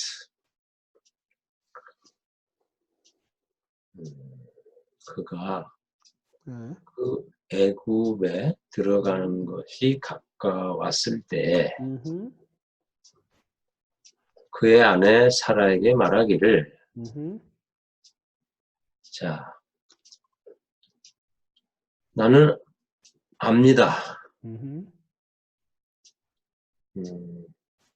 당신은 보기에 아름다운 여자라는 것을 당신은 외모가 아주 예쁜 여자라고 하는 것을 내가 압니다. 자, 일단 아무 일도 벌어지지 않았습니다. 그죠? 아직 들어가기 전에 좀 가까이 가는 누가 실제로 어떤 위협이 있었던 것도 아닌데 갑자기 먼저 아브라함이 아내에게 얘기합니다. 당신은 너무 예쁜 여자예요. 라고 얘기하면서 자 12절 보겠습니다. והיה כי יראו אותך המצרים, ואמרו אשתו זאת, והרגו אותי ואותך יחיו. 그들이 그 이집트 사람들이 당신을 보면 그들이 이 사람이 이 여자가 그의 아내다라고 말할 것이고 그러면 나를 죽이고 당신을 살게 할 그렇죠. 거다 그들이. 네, 예 하유 하면은 하야 동사의 피엘이죠, 그죠? 살게 만들다. 당신은 산 상태로 놔둘 것이다. 자, 당신은 너무 예쁜 여자라서 실제로 이런 유협이 뭐 있었는지 모르겠지만 어쨌든 먼저 얘기하는 거예요. 자, 그들이 이집트 사람이 당신을 보면 그들이 이렇게 말할 것이다. 아, 이 사람이 그의 아내다. 그래서 그가 나를 죽이고 자, 뭔가 이게 지금 당신은 살릴 것이다. 그러니까 지금 뭘 걱정하냐면 자기가 죽을 거 걱정하는 거죠. 그러니까 사실은 되게 못난 모습입니다. 한편으로는 하나님이 이것을 못난 모습이라고 그렇게 뭐 얘기한 장면 없지만 우리가 보기에는 참 형편없는 남편처럼 보여요. 문제는 이 구절이 아브라함이 얼마나 못난 인간인가를 설명하고자 하는 구절인가라고 하는 것에 대해서는 저는 절대 반대입니다. 그렇진 않지만 우리가 보기에는 참 이런 남편 너 있다. 이런 남편이 세상에 이런 못난 남편이 있다니 우리는 얼마든지 비판할 수는 있죠. 하지만 성경은 아브라함을 그렇게 비판하지는 않고요. 그리고 하나님도 거기에 대해서 뭐라고 얘기하지는 않습니다. 자, 그럼 이 말은 아브라함이 어떤 못난 부족한 사람임을 설명하고 그 다음에 점점점 훌륭해지는 인간이 되어가는 모습을 보여주는 것이냐 하면 그렇지 않아요. 저는 그렇게 생각하지 않습니다. 그런 구도, 성장의 스토리로 읽어가려고 하는 어떤 경향성은 최대한 좀 자제할 필요가 있어요. 자, 그래서 임리 나 아호티 아츠 르마안 이따브 리 바 아브레크 웨 하예타 납시 비글랄렉 재밌는 표현입니다. 자, 임리는 명령형이죠. 키틀리 패턴이면 여성 단수 명령. 야, 당신은 이렇게 제발 말해주세요. 네, 명령형 되면 청유형 어미가 나왔죠. 아호티 아트. 당신이 내 누이라고 말해주세요. 르만 뭐뭐 하기 위해서. 이따블리 나에게 이익이 되도록, 나에게 유리하도록. 베 아브라크 당신으로 인해서 나에게 유리하도록. 그것의 의미는 결국 뭐냐? 베하야타 납시. 내 생명이 하야. 내 목숨이 살 수 있도록. 비글랄레크. 그것도 마찬가지예요. 이거 지금 일종의 이것도 이제 직접 인용문이기 때문에 일종의 운문 같은 형태로 똑같은 비슷한 표현을 지금 반복하고 있는 거라고 생각하시면 되겠습니다. 이따블리바 브라크 당신으로 인해 내가 유리하도록 즉 뭐냐면 당신 때문에 베갈라크 당신으로 인해서 내 목숨이 살 수 있도록 이렇게 말해주세요 라고 이야기하는 이런 장면입니다. 자, 그러니까 이게 뭐 사라를 걱정하는 게 아니라 자기 목숨을 걱정하고 있는 이런 상황입니다. 물론 이것을 누군 또 좋게 생각해서 하나님이 너에게 큰 민족을 이루게 하겠다라고 명령했으니까 이 명령을 이루려면 나는 살아야겠다. 아내는 남에 보내고 살아도 뭐 다른 여자랑 결혼해가지고 애 낳아가지고 살면 되니까 뭐 이런 식으로 어쨌든 이게 하나님의 명령을 아브라함을 소위 말하는 쉴드를 쳐주려고 뭐 그렇게 해석하시는 분들도 있어요. 뭐 그렇게 볼 수도 있긴 있겠죠. 자, 그 다음에 계속 가겠습니다. 저는 그런 해석에는 별로 동의가 안 됩니다만.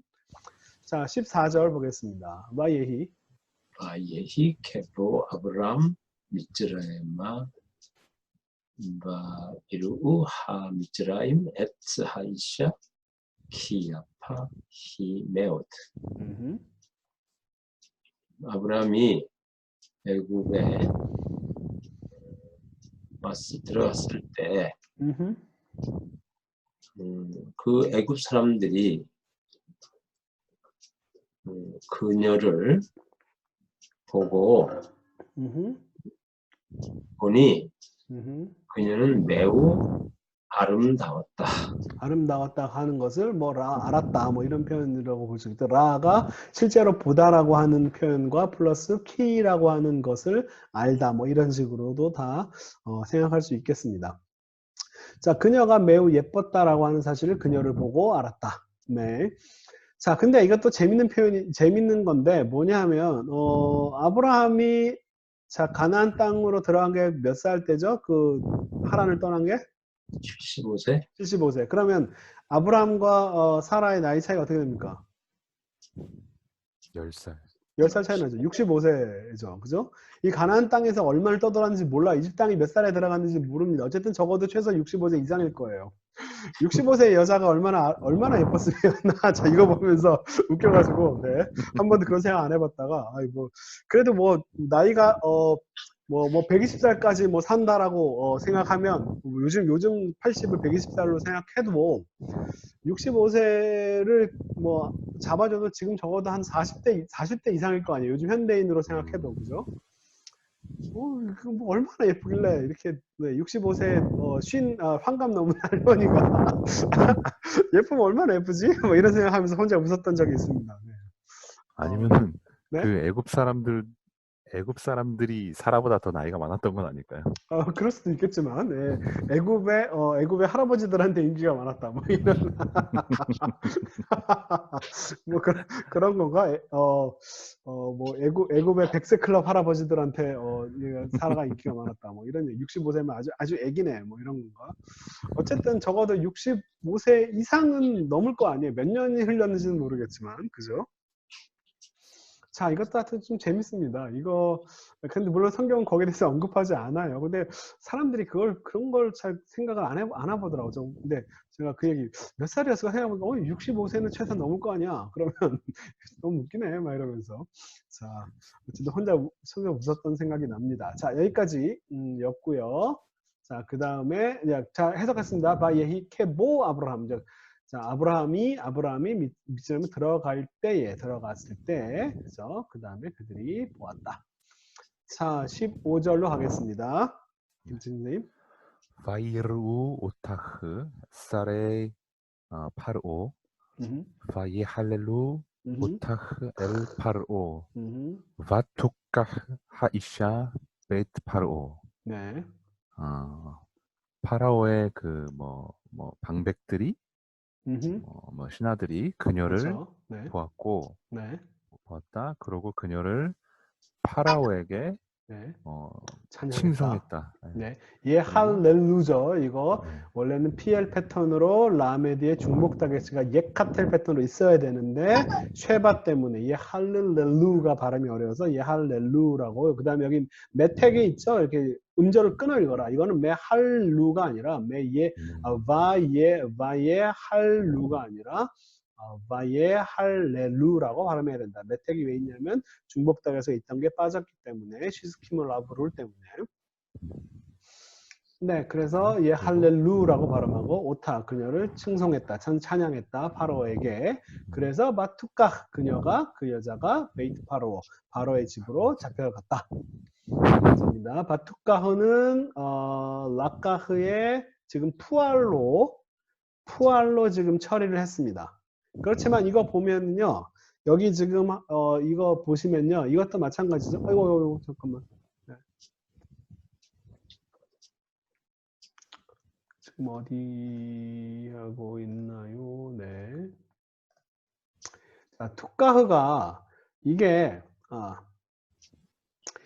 투카흐를 지금 수동태로 지금 수동적으로, 왜냐하면 그 여자가 집으로 잡혀 들어갔다라고 이렇게 되어 있기, 수동적인 내용으로밖에 해석이 안 되기 때문에 마소라 학자들은 푸알로 봤지만 여기 지금 보시면 칼 패시브다. 이 말은 이게 바로 오리지널 GP 스템이다라고 하는 거예요. 왜냐하면 푸알이면은 PL의 수동태가 되어야 되는데 이 라카흐는요 그냥 칼로 잡히다지 푸알로 잡히다라는 의미로 PL로 쓰이지 않아요. 자, 니팔인데 그러니까 푸알로 쓰인 것은 원래 이거 오리지널 칼 패시브를 마소레 학자들이 다른 수동태의 의미로 쓸 수밖에 없기 때문에 그냥 푸알로 만든 것이다라고 이렇게 본 겁니다.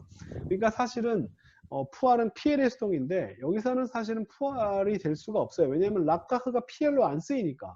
푸알은 PL의 수동인데 라카흐를 PL로 썼을 때 푸알로 얘기할 수 있는데 이거는 어쨌든 수동태니까 이 자음만 가지고 어떻게든 수동을 만들고 싶은데 수동을 만들 수 있는 유일한 길은 푸알이기 때문에 마소레 학자들이 이걸 푸알로 처리했다. 원래는 칼의 오리지널 그 인터널 패시브라고 하는데 오리지널 패시브 원래 그냥 니팔이 쓰이기 전에 그러니까 그렇게 이런 것 때문에 이 문서가 좀 오래된 문서임을 더 증명하는 것이고요. 그래서 제가 아까 니팔이 쓰였던 니브라쿠라고 하는 표현을 이걸 수동태보다는 다른 태, 원래 니팔의 원래 의미인 제기태나 상호태로 이해하는 게 좀 더 좋겠다라고 생각하는 이유 중에 하나입니다. 자, 이거 니팔로 수동태를 니팔로 쓸 수 있는데 니팔로 안 썼어요. 자,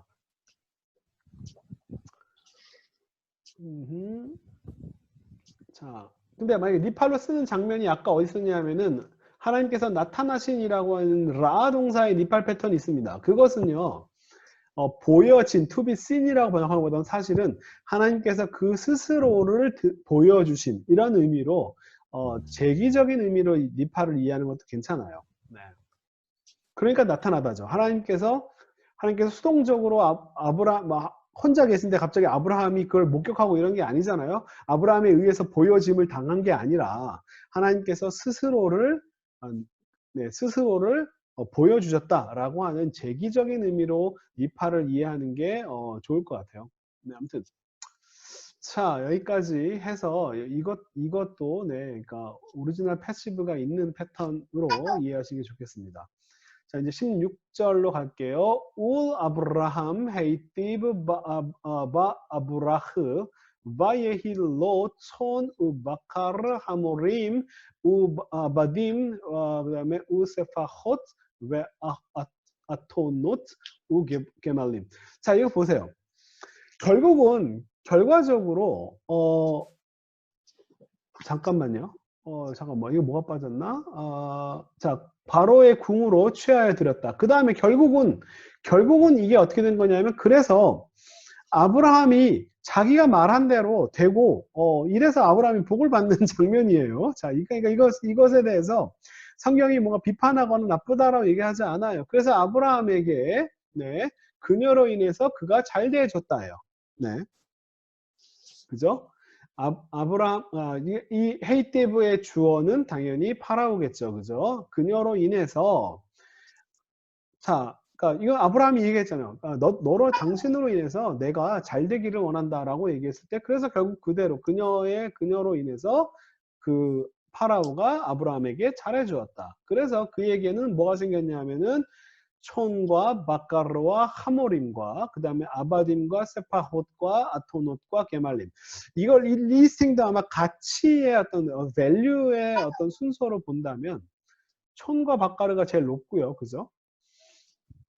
양과 염소 떼, 그 다음에 소떼, 그 다음에 나귀들, 그 다음에 남종들과 여종들 순서가 이렇게 되나요? 남종 여종이 이 촌 바카르 하모림보다 좀 떨어지나 봐요.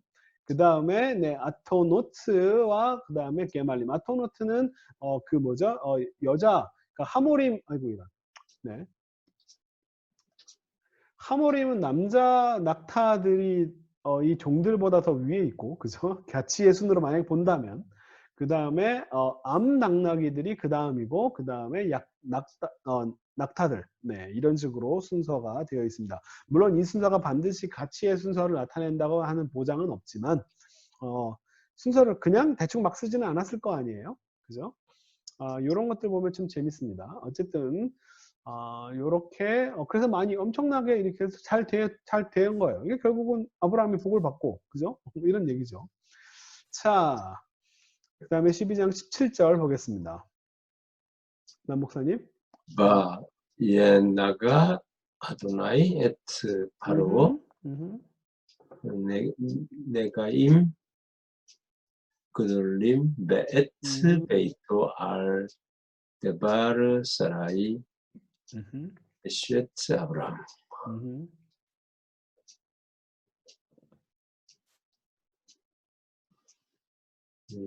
여호와가 파라오를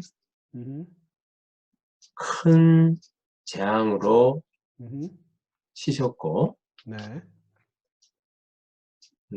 또 그의 집, 큰 재앙과 그의 집을 뭐 때문에 그 아브라함의 아내 사라의 일로 인해서 그의 집, 네. 파라오와 그의 집을 큰 재앙으로 치셨다. 네. 나가는 기본적으로 터치의 뜻이죠. 만지다라는 뜻입니다. 그죠? 근데 이 터치, 이 만지다라고 하는 요 뜻이 기본적으로 이제 만지다가 재앙, 뭐 이렇게 재앙을 내렸다라고 하는 그런 표현이죠. 자, 큰 만짐으로 만지셨다. 그러니까 크게 쳤다라고 하는 표현으로 이해하시면 되겠습니다. 그러니까 결국은 이거 보세요. 만약에 이 장면이 아브라함이 뭔가를 잘못하는 장면이었다면 하나님께서 아브라함한테 나서 너 그러면 안 되지라고 얘기했는데 그렇지 않아요. 지금 파라오한테 나타나서 파라오가 네가 잘못했다라고 지금 파라오한테 벌을 주는 장면입니다. 그러니까 하나님도 아브라함 편이고요. 아브라함이 뭔가를 잘못했다라고 이 장면을 이해하는 건 곤란한 지점이에요. 오히려 지금 바로를 지금 비판하는 그런 장면입니다. 자, 바로의 행위가 잘못됐다라고 하나님께서 나타나서 얘기하는 거지 아브라함의 행위가 잘못됐다고 얘기하지 않아요. 자, 이런 것들을 좀 정확히 좀 보실 수 있기를 바랍니다. 자, 그래서 이제 18절이니까 다시 돌아올게요. 자, 김태준 선생님, 바이크라. 네. 바이크라 파르오 레 아브람 파요메르 마조 아시타리 람마 로히카타리 키 이슈테하히. 파로가 그 아브람을 불렀다. 그리고 말했다. 네가 나에게 뭐 행한 이게 뭐냐? 왜 이런 짓을 했냐? 그렇죠. 많은 이것이 무엇이냐는 왜 이런 일을 했냐라고 해서 따진 것도 좋겠습니다. 왜 도대체 나한테 이런 일을 왜 하는 건데? 네. 그녀가 너의 아내라는 것을 왜 나에게 말하지 않았느냐? 그렇죠. 로히카드다 나가드의 히필은 이야기하다, 그죠? 네가 왜 나에게 이야기하지 않았냐? 자, 그리고 이제 19절입니다. 람마 아마르타 아호티 히 ve'ekach otach li leisha ve'ata hinne ishtekach va'lak. 자, 왜 너는 아호티히 그녀가 나의 누이라고 너는 말했느냐? 그러니까 아내한테 이제 누이라고 얘기해라고 얘기했지만 사실 자기가 얘기가 아니었나? 어쨌든 그는 내 아내, 내 여동생입니다, 내 누이입니다라고 네가 왜 말했느냐? 네가 이렇게 말을 해서, 그러니까 네가 이렇게 말을 해서 내가 그녀를 아내로 취했다. 자, 이제 힌네 이스테카. 자, 너의 아내가 보라가 아니죠. 너의 아내가 여기 있다. 그죠? 힌네 이스테카. 네 아내가 여기 있으니 까흐 데려가라. 그 다음에 발라크 데려가서 그 다음에 가라 라고 하는 거죠. 혹시나 바브 다음에 이 카메츠를 쓰는 경우가 혹시 언제가 되는지 궁금하시면요. 간단합니다. 언제 카메츠가 되냐면요. 바로 그 다음에 바로 액센트가 나올 때 카메츠가 돼요. 뒤에 이름자리라든지 아니면 강세가 바로 뒤따라 나오는 강세가 바로 앞에 있으면 제가 이제 히브리어에 대한 기본 의문 규칙이 뭐냐면 세 가지를 얘기했죠. 첫 번째가 뭐냐면 토닉 랭크닝이라고 강세가 오는 자리에 장모음화된다. 랭크닝. 그죠? 그 다음에 두 번째가 뭐냐면은 프리토닉 랭크닝입니다. 강세가 오는 자리 앞자음이 바로 앞자음이 또 길어져요. 프리토닉 랭크닝. 세 번째가 뭐냐면은 프로프리토닉 리덕션이라고 하는 거. 프로프리토닉 리덕션. 이 세 가지가 기본적인 음운 규칙이에요. 뭐냐면 강세가 오는 자리에는 장모음화되고 강세가 오는 바로 앞음절도 장모음화되고 강세 앞에 음절은 다 축약된다. 그러니까 예를 들면 이거죠. 예를 들면 자, 이렇게 멜라킴이라고 이렇게 쓰는 이유가 뭐냐면 강세가 여기 있죠, 그죠? 강세가 여기 있습니다. 이 임이라고 하는 이 강세가 없기 때문에 그 앞자음은 앞에 있는 모음은 장모마되고 그 앞에 음절은 축약되고 이런 식이에요. 그러니까 이 규칙을 알면요, 되게 쉽습니다. 그런데 여기에 예외가 좀 있어요. 예외가 뭐냐면은 이 리덕션에 관련된 예외가 뭐냐면은 원래부터 오리지널 장모음은 오리지널 롱 바울이라고 하는 거 얘는 축약이 안 됩니다. 얘는 축약이 안 되고 그 다음에 또 하나는 뭐가 축약이 안 되냐면은 CBC 사인이라고 이렇게 얘기하는데 CBC는 자음, 모음, 자음으로 이루어져 있는 그 하나의 음절들은 축약이 안 돼요. 예를 들면 이겁니다. 이런 거 알아두면 되게 도움이 돼요. 예를 들면 코텔 패턴.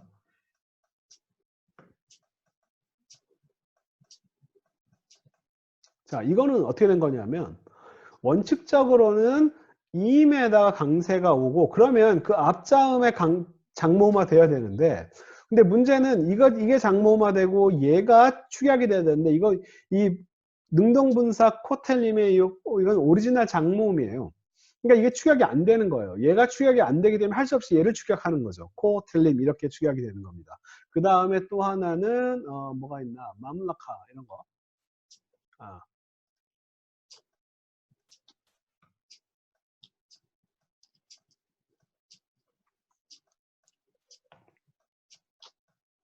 자, 이렇게 쓰죠. 왕국, 맘라카. 그러니까 이런 거는 강세가 여기 있는데 그 앞에 강세 장음화 되는데 근데 이거를 줄여야 되는데 얘는 CBC 사인, 자음, 모음, 단모음, 그 다음에 자음인 얘네들도 축약을 할 수가 없어요. 얘도 축약을 할 수가 없습니다. 자, 그러니까 이것에 지금 연계형이 되면 어떻게 되냐면 연계형은 이렇게 돼요.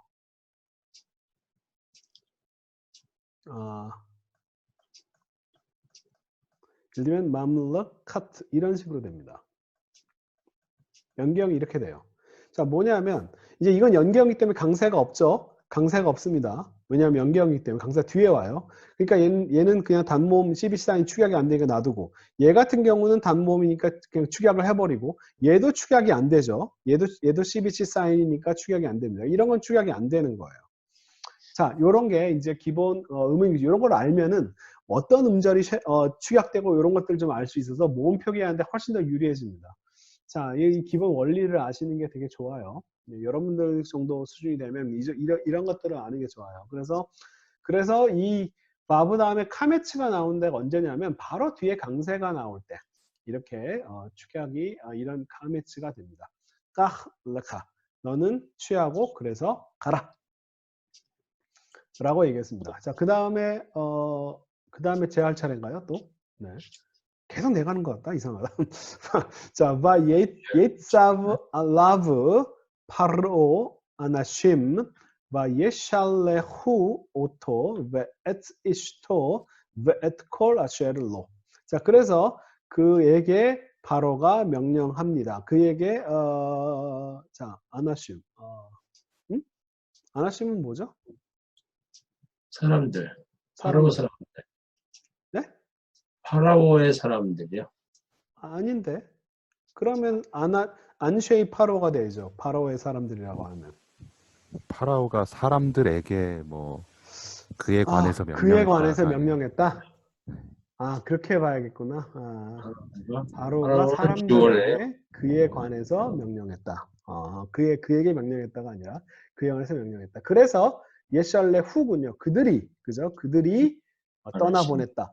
자, 샬라흐가 칼로는 보내다인데 갔다가 다시 돌아와야 되는 거고요. 그죠? 피엘이 되면 떠나보내다라고 하는 표현이죠. 피엘의 인텐시브 용법인데 인텐시브는 분리와 복수화를 의미한다. 라고 예니가 얘기했습니다. 예샬레 후 그들이 그를 떠나보냈다. 오지 말라고 떠나보낸 거죠. 그와 그의 아내를 떠나보냈고 또한 벳 콜 아쉐르로 그에게 속한 모든 것들을 다 떠나보냈다. 그러니까 잔뜩 가지고 가는 거죠. 결국은 이래서 복을 받게 되는 겁니다. 네. 자, 그러니까 하나님께서 말씀하신 대로 아브라함이 기대했던 대로 되는 거예요. 네. 자, 그 다음에 그래서 이제 13장의 앞부분 조금 더 보겠습니다. 요거까지만 보고 끝낼게요. 자, 13장 1절. 네, 남목사님. 야알 아브람 미미트라임 후베 이시토 베콜 아쉐르로 벨롯 이모 한네게바. 아브람이 애굽으로부터 올라갔다. 그와 그의 아내와 그에게 속한 모든 것, 그리고 롯도 그와 함께 그 남방으로 네게바로 갔다. 네, 남쪽으로 갔다. 자, 그래 그 당시에 김태준 선생님 마지막. ואברהם כבד מאוד במקנה בכסף ובזהב. 네. 당시에 아브라함이 미크네면이나 뭐 은이나 금이 매우 무거웠다. 네, 그렇죠. 매우 무거웠다. 거기에 대해서 매우 무거웠다. 엄청 많았다. 자, 그럼 결국은 이게 아브라함이 뭔가 뭐 부족하거나 아브라함이 뭔가 잘못했거나 이런 게 아니에요. 지금 하나님의 축복을 받고 있는 장면이고요. 축복 받는 거예요. 참 이런 장면들을 좀 오해하시면 곤란합니다. 자, 그 다음에 이제 제가 이게 좀 얘기하는 부분인데 이거 제가 학생들한테 이제 신학교에서 가르치면서 시험을 봤어요. 그러면서 이제 갈대아 우르를 떠나 가나안 땅으로 가고자 하는 사람은 누굴까요? 라고 했을 때 이 질문을 던졌을 때 이제 제가 수업을 가르쳤으니까 학생들은 제가 낸 그때 중간고사 문제, 기말고사 문제 중에 이게 제일 쉬웠어요 라고 하면서 정답을 네, 대라라고 대답했습니다. 근데 이 질문에 여태까지 대한민국의 기독교인뿐만 아니라 전 세계의 그 2000년 동안의 기독교인들 중에서 이 질문에 대해서 대답을 아브라함이라고 하지 않고 데라라고 할 수 있는 사람이 도대체 몇 명이나 될까? 라고 제가 얘기했는데 사실 거의 아마 없을 거예요. 대부분 다 이 질문을 던지면 대부분 다 아브라함이라고 대답할 겁니다. 하지만 본문에서는 그렇게 이야기하고 있지 않아요.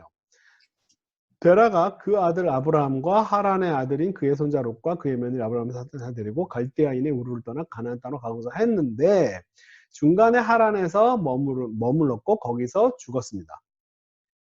자, 그러니까 이 표현이 원래부터 우르를 떠나 가나안 땅으로 간 사람이 누구냐면 데라예요. 아브라함이 아니고. 가나안 땅으로 가고자 했던, 원래 가나안 땅으로 가고자, 왜 하나님이 나타나서 데라한테 뭐라고 얘기한 게 아닙니다. 그죠?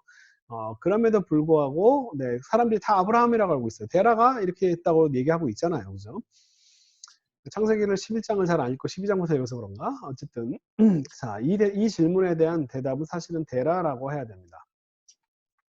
자, 그러면서 이 아브라함에게 너는 고향과 친척과 아버지의 집을 떠나 이때 나타났을 때가 장소가 과연 어디냐? 이게 갈대아 우르냐 아니면 하란이냐?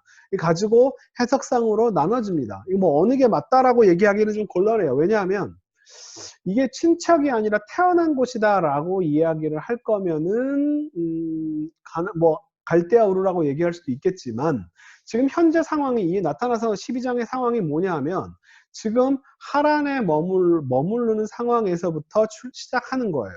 이걸 만약에 스토리 라인상으로 그대로 읽어간다면 사실은 지금 일이 벌어지는 곳은 하란이라고 보는 게 좋습니다.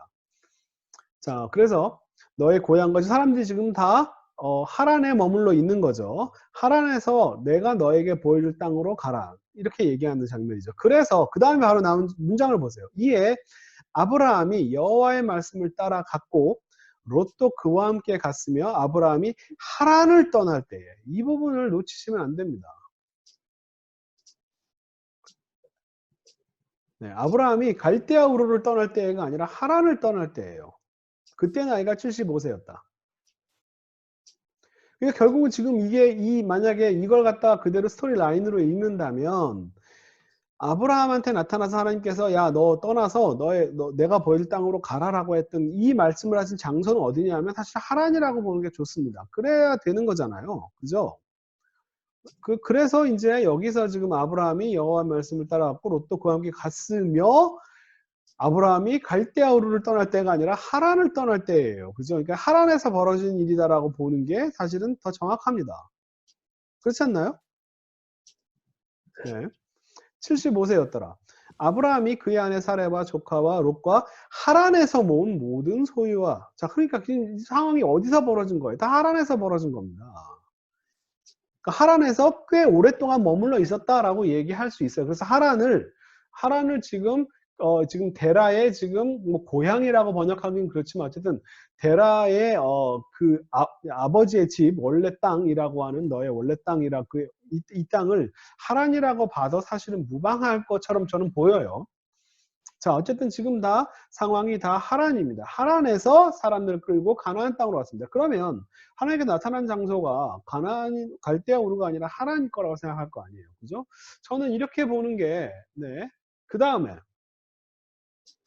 뭐냐면 이 표현 내 고향 내 족속에게로 가서 이것도 내 고향 내 태어난 곳 족속이라고 하는 표현 이것도 메얄레댓 그 표현인데 미얄레댓 근데 이것이 이제 뭐 족속이든 친척이든 아니면 내가 태어난 땅이든 간에 자 이거 지금 뭐냐면 이게 그 아브라함이 그 자기의 종한테 가서 야 너 내 아들 이삭을 위해서 아내감을 구해와라. 어디로 가서? 내 고향 내 족속에게로 가서 구해와라. 그래서 이 종이 어디로 갔냐 하면은 아람 나하림이라고 메소포타미아 지방인데요. 아람 나하림은 근데 이 지역은 사실은 어디냐 하면 갈대아 우르 지역이 아니라요. 이 나홀의 성에 이르러 이 나홀의 성은 마리 문서에서 이건 아카도로 되어 있는 바빌로니아의 하나의 도시 국가인데 나홀이라고 하는 지명이 나와요. 이 나홀의 지명은 하란 근처를 얘기하는 그런 지명입니다.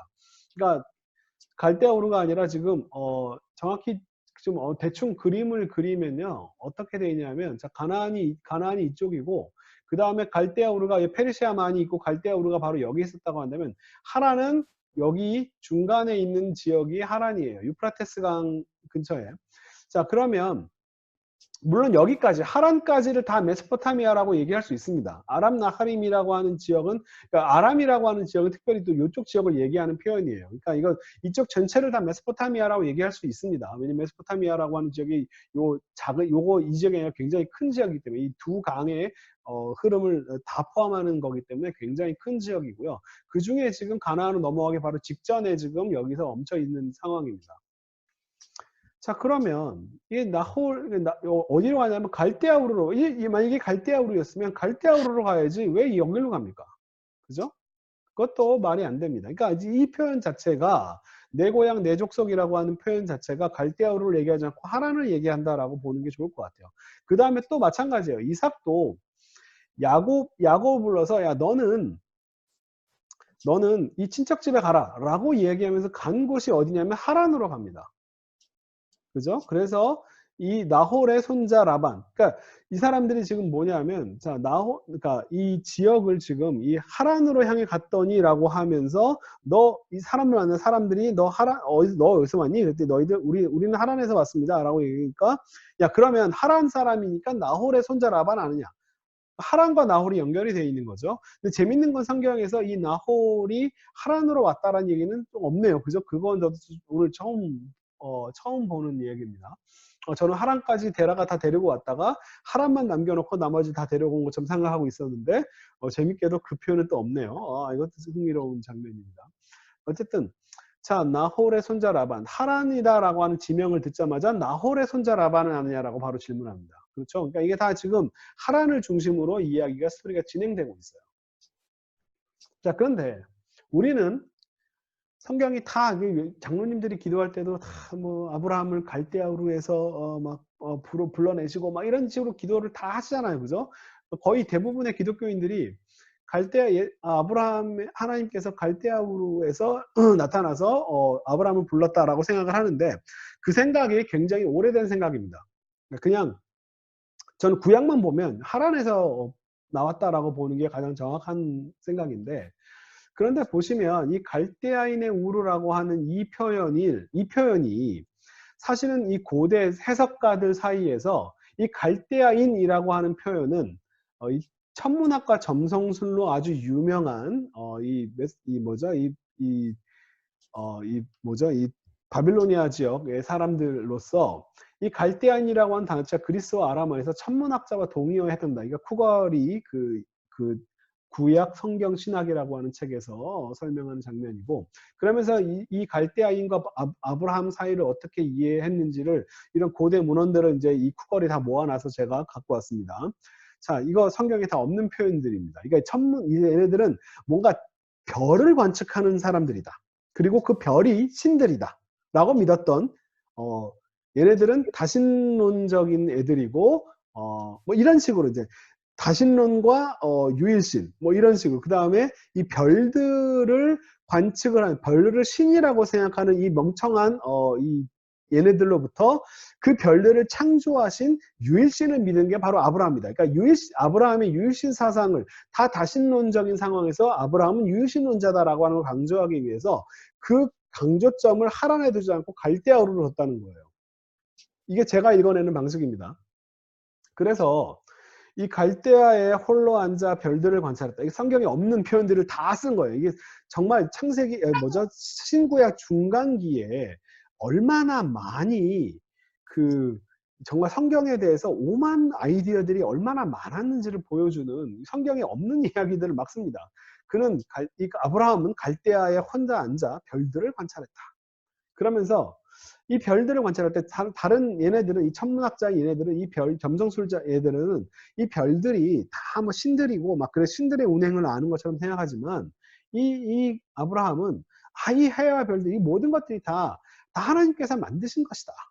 이게 그 창조주를 생각했다. 거기에서 갈라지는 것이다. 이렇게 설명하는 거예요. 자, 필로도 마찬가지입니다. 아브라함에 관하여라고 하는 책인데 이 세상의 모든 사물은 숫자와 숫자적인 비율에 둘러싸인 힘에 의해 지배를 받는다고 믿었던 갈대아인들은 특별히 점성술을 언급하고 그러니까 이런 어떤 숫자의 이게 사실은 이게 갈대아인의 아이디어가 아니라요. 이거 뭐죠? 이거 그 피타고라스주의. 그러니까 이 필로는요. 헬레니즘의 영향을 극히 심하게 받은 사람이고 그 헬레니즘의 아이디어들 그리스적인 사상들과 유대 사상을 연결하려고 했던 사람이에요. 그러니까 모세를 플라톤과 연결하려고 그러니까 시도했던 사람이라서 이 필러가 이해하는 이 아브라함의 이야기들을 보면 성경에 전혀 없는 얘기들입니다. 네.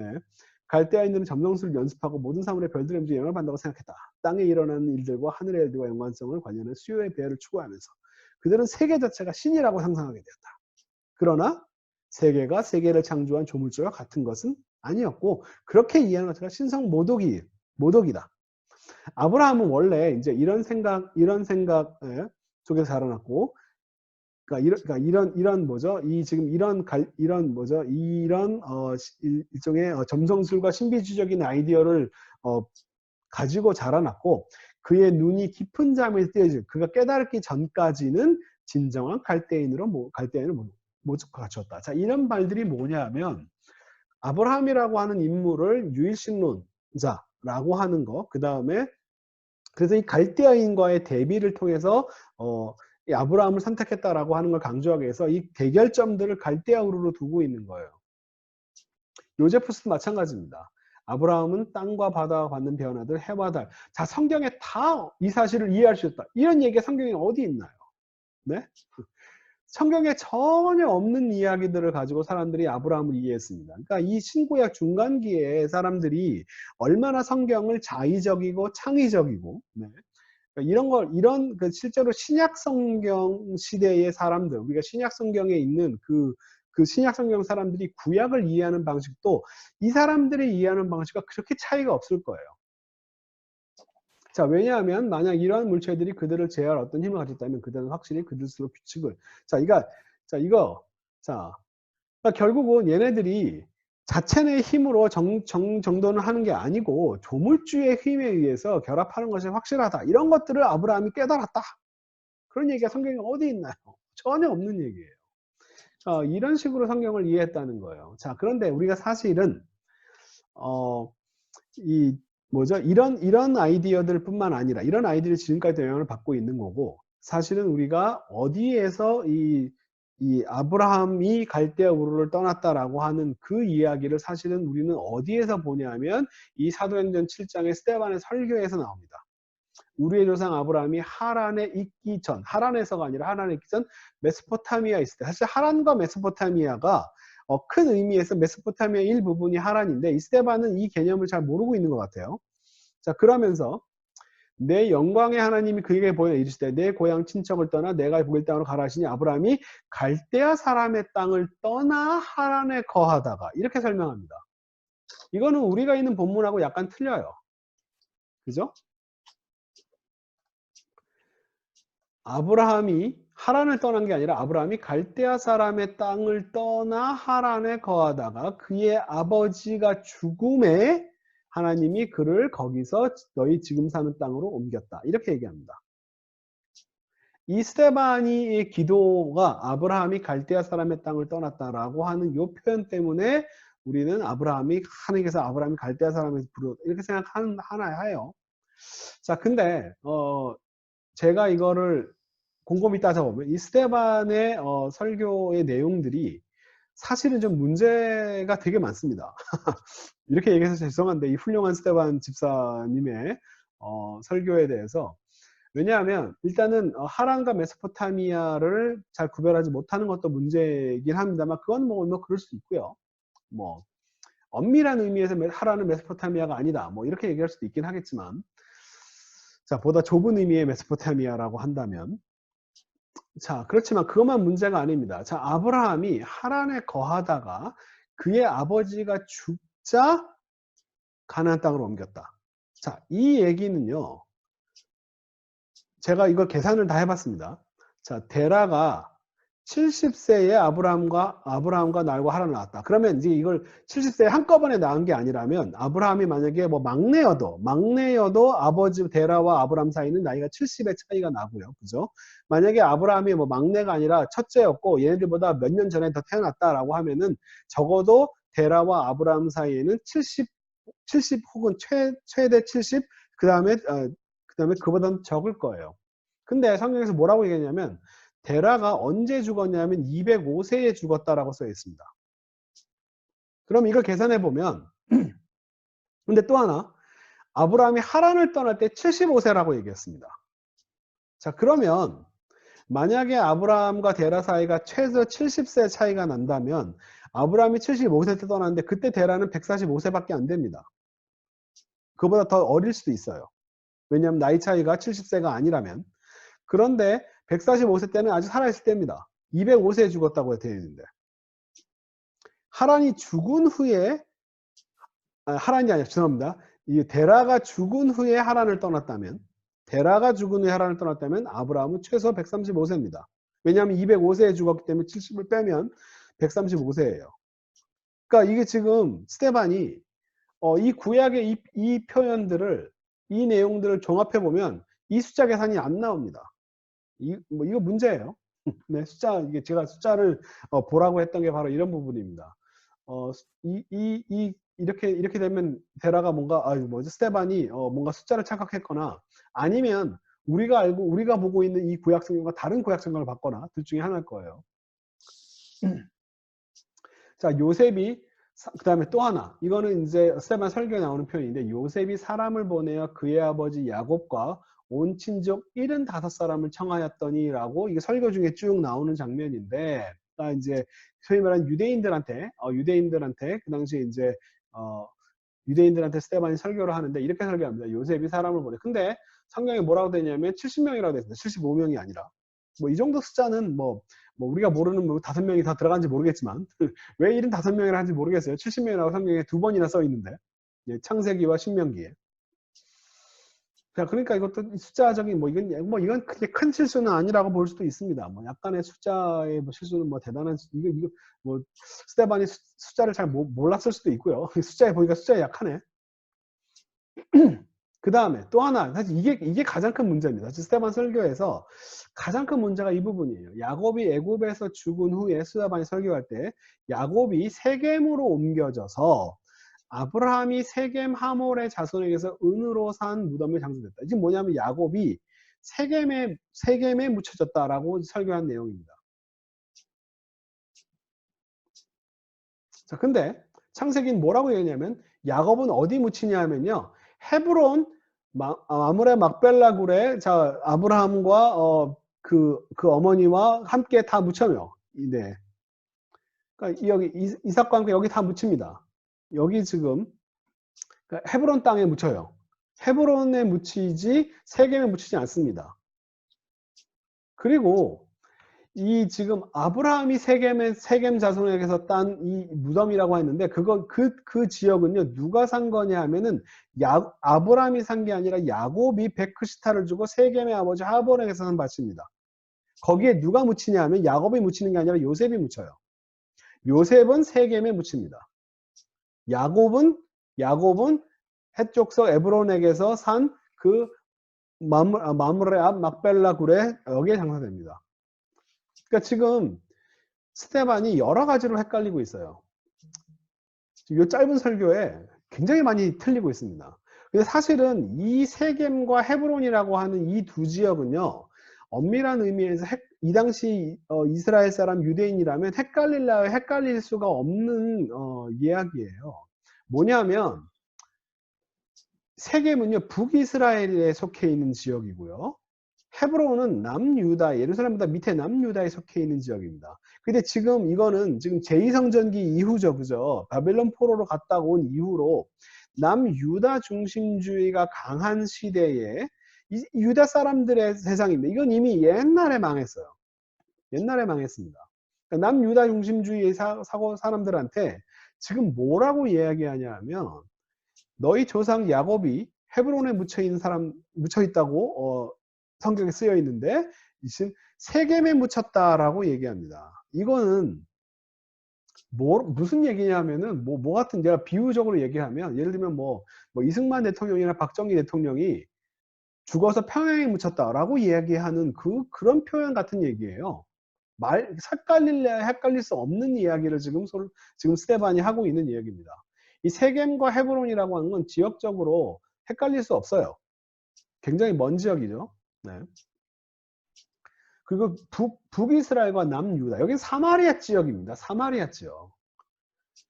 지금 사마리아 지역 사람들이 어떤 대접을 받는지 아시잖아요. 그죠? 그런데 지금 너희들 조상이 야곱이 다른 사람도 아니고 야곱이 누구예요? 이스라엘의 제일 거두잖아요. 이스라엘의 시족이잖아요. 그죠? 근데 그 사람이 이승만 대통령이 우리 대한민국을 건설한 이승만 대통령이 죽어서 일로 갔다라고 얘기하는 거예요. 지금 그러니까 이게 정말 얼마나 지금 스테반 설교가 실제적으로 지금 여러 가지 문제점들을 가지고 있는지를 아셔야 됩니다. 그러니까 저는 이 진술을 근거로 아브라함이 갈대아 우르를 떠났다라고 이야기하는 것은 좀 문제가 있다라고 보는 입장입니다. 참 우리가 이 스테반이 그러니까 이 신구약 중간기를 제가 잘 알아야 된다라고 항상 얘기하는 게 뭐냐면 이 신구약 중간기에 정말 예언이 끊어진 시기가 아니라 그 시기에 정말 오만 이야기들이 아까도 봤지만 이런 이야기들 정말 성경에 없는 정말 엄청나게 많은 말도 안 되는 이런 우리가 볼 때 지금 말도 안 되는 이런 얘기들이 정말 비일비재했습니다. 신약 성경 시대의 사람들은 그 영향들을 받았던 것 같아요. 그래서 뭔가 숫자도 70과 75세라고 하는 어떤 75명이라고 하는 이 75세를 지금 75명이라고 헷갈렸나? 글쎄. 글쎄, 이거 뭔가 이거 숫자에 의미가 있다고 한다면 뭔가 이건 뭔가 어쨌든 다른 그런 아이디어들을 지금 받은 것 같아요. 그러니까 이만큼 신약과 구약 사이에는 우리가 알지 못하는 되게 많은 세계들이 있어요. 그러니까 그 중에 하나가 제가 얘기했던 바로 요 부분이죠. 우리가 이거는 그냥 오늘은 이 얘기를 간단하게 이 얘기할 시간이 네, 없군요. 넘어가겠습니다. 자, 이 부분만 한번 말씀드릴게요. 자, 마태복음 1장 5절에 살모는 라합에게서 이게 예수님의 족보에 나오는 표현이라서 우리가 살모는 라합에게서 보아스를 낳고 이 라합이 네, 이방 여인 기생 가나안 여인 라합이 다윗의 보조 할머니다 라고 하는데 이 표현 자체에 대한 구약적 근거가 없다는 거예요. 그러니까 이 마태복음의 저자는 우리가 모르는 어떤 문서를 읽은 것 같아요. 네, 그렇지 않고는 구약을 아무리 뒤져도 이 얘기가 없습니다. 살몬에게서 보아스를 낳았고라고 이 표현은 있지만 라합에게서 살몬과 라합이 결혼했다는 얘기가 구약 성경을 아무리 뒤져봐도 없어요. 룻기에서 살몬은 보아스를 낳고 역대상에서는 살마는 보아스를 낳고 살몬과 살마가 뭐 같은 사람이라고 치고 자 룻기 같은 경우는 사실은 지금 다윗의 증조 할머니가 모함 여자였다라고 하는 걸 설명하는 구절입니다. 그러면 그 설명을 하기에 딱 좋은 건 뭐냐 하면 보아즈의 어머니도 이방 여인 기생 라합이었다라고 이렇게 설명을 해야 된다는 거예요. 근데 그 설명은 룻기를 아무리 뒤져봐도 보아스의 족보에 이 라합 얘기가 전혀 나오지 않습니다. 룻기를 아무리 뒤져봐도. 자, 그 다음에 이거 보세요. 이게 여호수아에서 나오는 라합 이야기입니다. 라합이 뭐라고 얘기했냐면 라합이 요구한 것은 자, 내 부모와 나의 남자 형제들과 그들 모두 살려달라. 우리가 이방 너희들 보기에 우리가 이방인이지만 원래 그 지역 원주민이죠. 사실 이방인이 아니라 원주민인데 이 가나안 원주민을 살려달라라고 해서 그 결론이 뭐냐면 여호수아가 기생 라합과 그의 아버지 가족과 그에게 속한 모든 것을 살렸으므로 그가 오늘날까지 이스라엘 중에 거주하였다가 구약의 이야기입니다.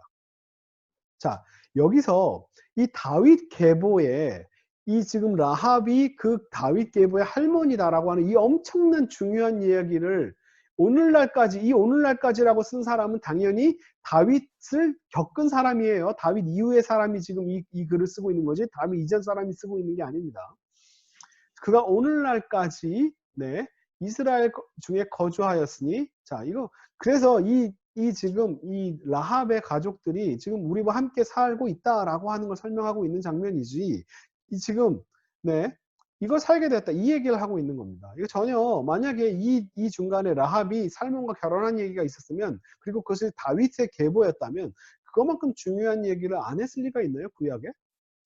자 그 다음에 유대 문헌을 살펴보면요 유대 문헌 이제 구약만 보는 유대 사람들은 기생 라합에 대해서 설명을 할 때 있어서 전혀 이 살몬과의 결혼이라든지 보아즈를 낳았다라는 얘기가 전혀 없어요. 8명의 제상 선지자들이 기생 라합에게 태어났으니 그들의 이름은 예레미야, hil기야, 사리야, 마시아, 바록, 네리야, 하나냐, 샬룸이다. 이렇게 설명하지. 네. 그 다음에 또 다른 얘기는 있습니다. 이스라엘이 사막에서 방황한 40일 동안 라합은 기생이었다. 그러나 50세가 되면 10살 때 기생 노릇 시작해가지고 이스라엘이 방황할 사막 40년 동안은 아직 유대교 아니었는데 아직 유대교로 개종해가지고 이렇게 막 기도했다. 뭐 이런 얘기들은 있습니다. 하지만 살몬과 결혼해서 보아즈를 낳았다. 이런 얘기는 구약 전체에도 없을 뿐더러 유대인들은 그 생각을 하고 있지 않아요. 근데 기독교 문헌에 대해서 이 라합을 굉장히 중요한 인물로 봅니다.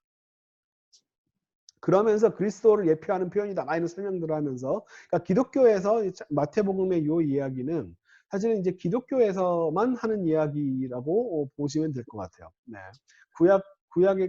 구약과 유대인들은 이 얘기를 하고 있지 않습니다. 자, 이 얘기가 없어요. 이 얘기가 없다는 얘기예요. 그러니까 이런 것처럼 신구약 중간기에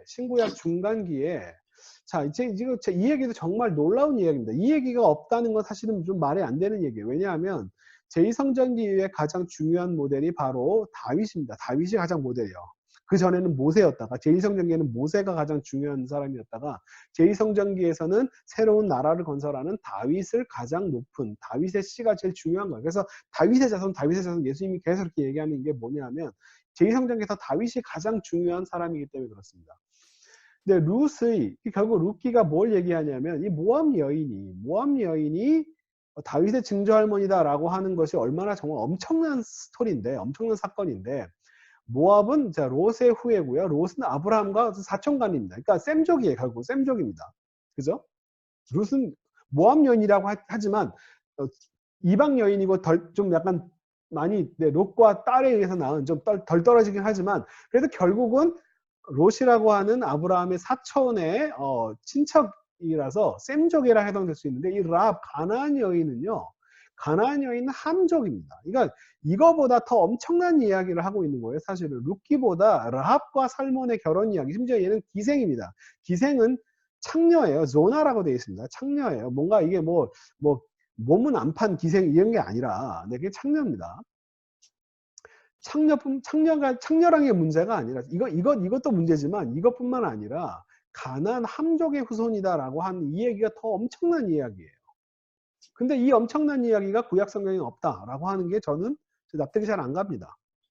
자, 그래서 항상 하는 얘기가 뭐냐면 우리가 신약의 눈으로 구약을 해석한다라는 표현을 참 많이 쓰는데 저는 이런 이야기에 동의하기가 좀 어렵습니다.